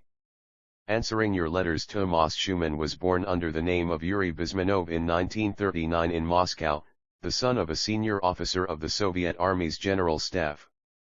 He graduated from the prestigious Institute of Oriental Languages of Moscow State University, specializing in the languages of India and Pakistan.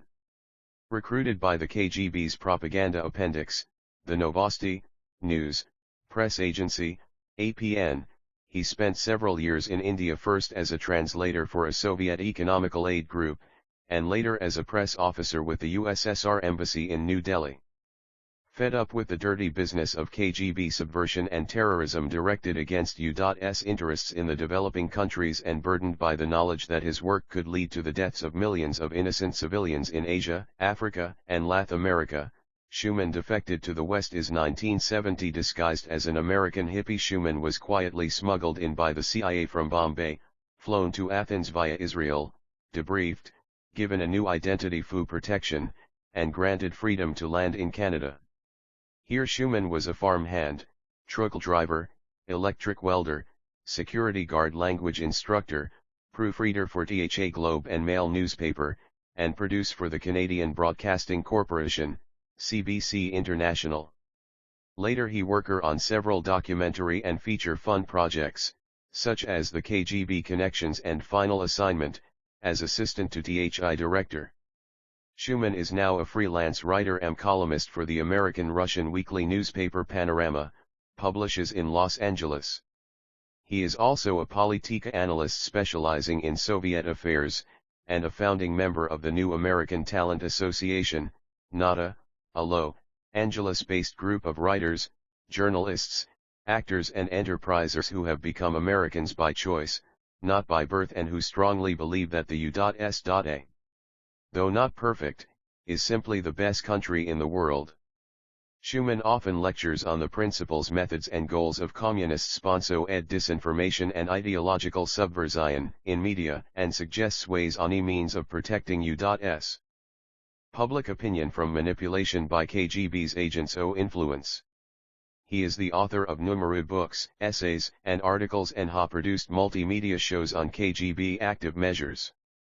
This booklet will be shipped postpaid for the following prices: 1 to 9 copies, $5.60 each, 10 to 99 copies, $4.60 each, 100 to 999 copies, $3.60 each, 1,000 or more copies, $290. NATA Almanac, Los Angeles, 1986.